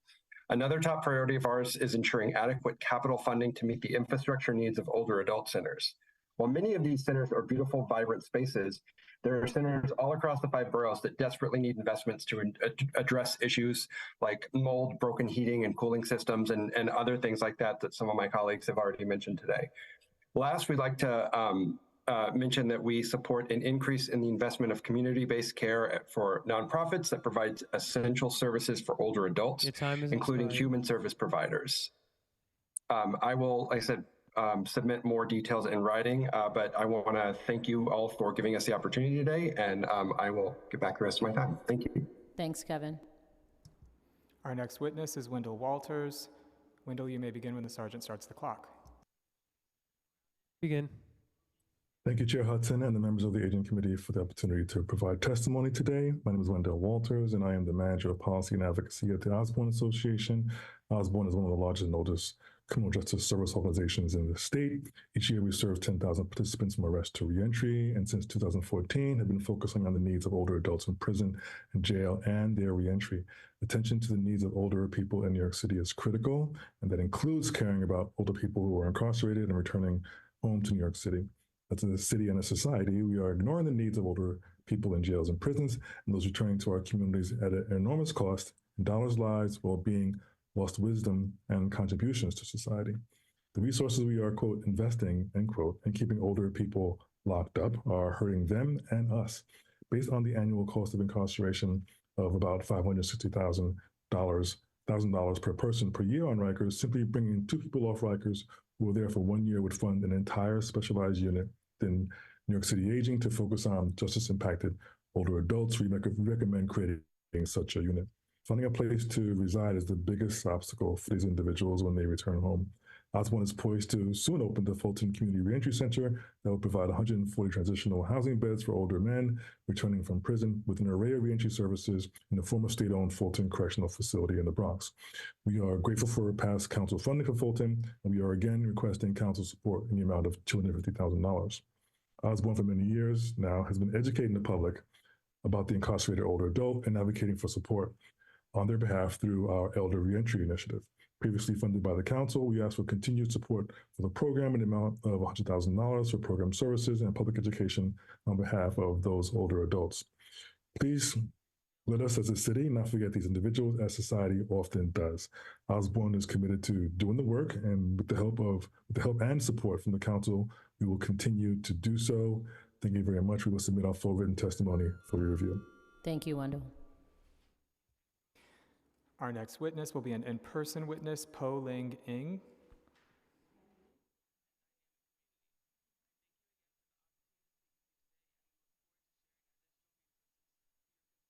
Po Ling, you may begin when the sergeant begins the clock.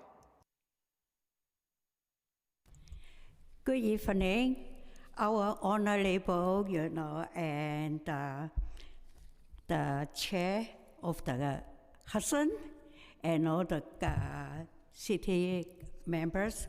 First of all, I thank you give me an opportunity to say a few words. I am the last one, but I thinking about I will going to sharing with you very, very important information. And I, on behalf of the Chinese American Planning Council, is the huge non-profit social service organization in the citywide. We provide a different kind of services. But the one thing I invite our lovely Hudson to visit our center, but I know you are very busy. Our senior waiting for you, but you not show up. And so that's why we are a little disappointed. So today, I really want to sharing with you. I really want you to pay special attention for us. Special during the COVID-19, our senior feel very suffering. Not only the COVID-19 really, and make our difficulty to survive, and also anti-Asian elderly. Our senior really afraid to take the subway and bus, even walk on the street. Because, their children always, give them the warning, don't go out. And I think if you go out, you will facing a lot of safety problem. So that's why if keep them at home, they will feel very lonely. You know that the lonely is very serious problem for the senior. I'm sorry, so that's why I don't want to testify. That's okay, you can continue. Only 2 minutes. You can continue, that's okay, take your time. Okay, let me talk. I think you give me 2 hours, I will talk better than 2 minutes. The one thing, so that's why, that's not mean, and we isolate our senior. Because this very difficult time, we should pay more special attention for our senior. But right now, I don't want to talk so many, because Open Door, I am only one director over there, is 52 years. Only one director. So that's why I really know what's the problem, what's the need for the senior. Right now, I had 2 or 3 major questions. I really want you to help me to resolve the problem right now. Cannot wait. The one thing is, we provide the Meals on Wheels, Get and Go, Conquest Scale Meals, emergency meal, everything. But right now, before we had the 3 drivers, but right now we dropped down to 1. So how could we run so many different nutrition programs, only 1 driver? But this driver not only for the Meals on Wheels, and also for the congregate meal, for the emergency meal. And you understand that special Meals on Wheels, we should deliver meals to our clients, hot food kit hot, cold food kit cold. That means we should deliver the meal in 2 hours. But we deliver very poor area, the Lower East Side, the Little Italy, Chinatown. Very poor area, only 1 driver. So that's why I give our very good name, not only Meals on Wheels, really Meals on Hills. Because, we don't have money for the vehicle, for the insurance, for the, driver, but we had a very good heart. We want to deliver more meals to our needy person. So that's why this one person, I really want you to give me more money to hire the more driver and more insurance, every expensive thing. The second, I'm facing the very suffering thing. Before I know Hudson, you really know our former chair of the City Council on Aging is Margaret Chan. Every year, she gives us more than $80,000 to $100,000 a year for Open Door, for facility, repair, replace, and fix. But now, our lovely new council, Martin, after he be the city council, give us none, 0. So you know that right now the food cost is very high, and maintenance fee is very high. But we never get the additional money from the city council, from the zero, from the, big number to the zero. You think that's fair for us?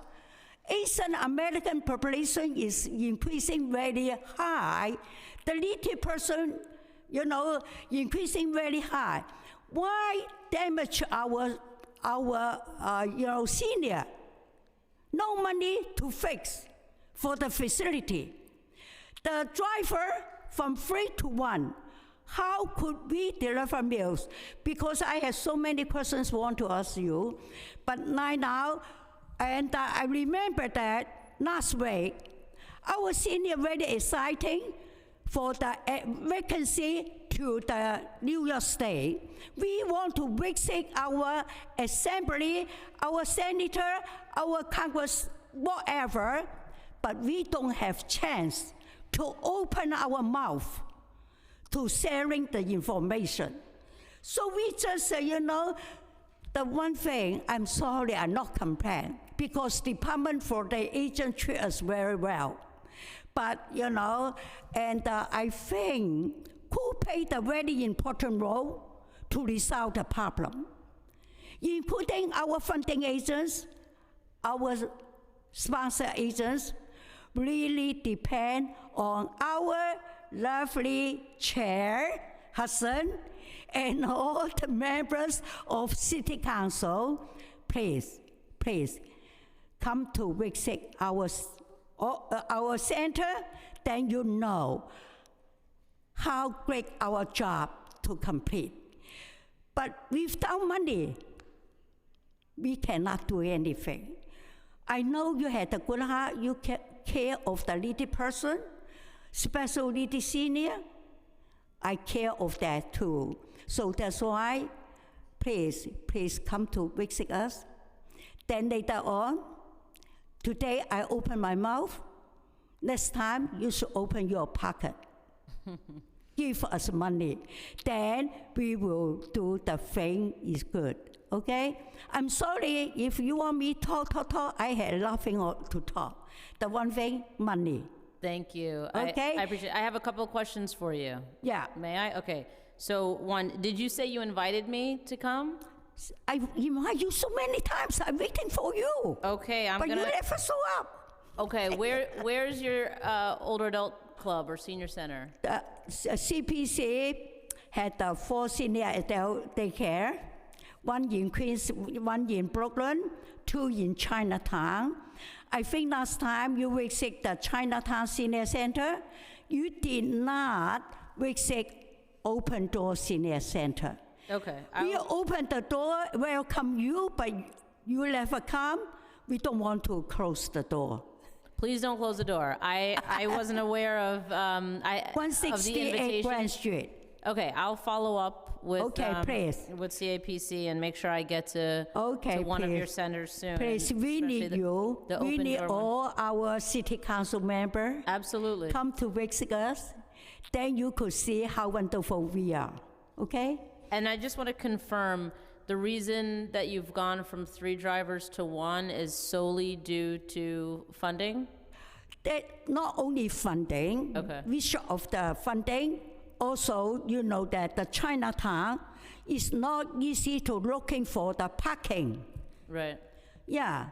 So that's why my driver had a heart attack. Because when he, and the delivery meal, he just parked the vehicle downstairs and jump up. You understand our area, most of the old building, no elevator. Right. They jump up, jump down, and then get the ticket. But when he get the ticket, I went to the DOT. They said that no excuse. You should pay your penalty. But we don't have money to pay the penalty. So who pay for it? The staff pay for it. Okay. That's fair? That's unfair. That's not fair. So Okay. I tell you, please come to visit me. I will sharing with you more detailed information because 2 minutes is over a long time already. I'm sorry. Thank you so much, Pauline. I appreciate your testimony. Yeah. And I'll see you soon.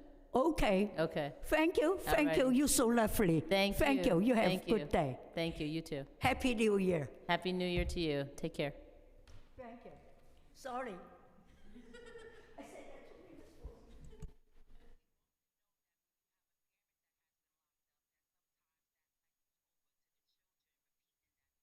Okay, I don't think we have any more witnesses who would wish to testify, so I just want to thank everybody who has testified. Thank you all for your patience, and thank you for being here to listen to the administration's testimony. I think it is clear that we need to restore the cuts to the Department for the Aging, or NYC Aging. We need to expand their budget to support the growing older adult population. And with that, I want to thank everyone again and conclude today's hearing. It's adjourned.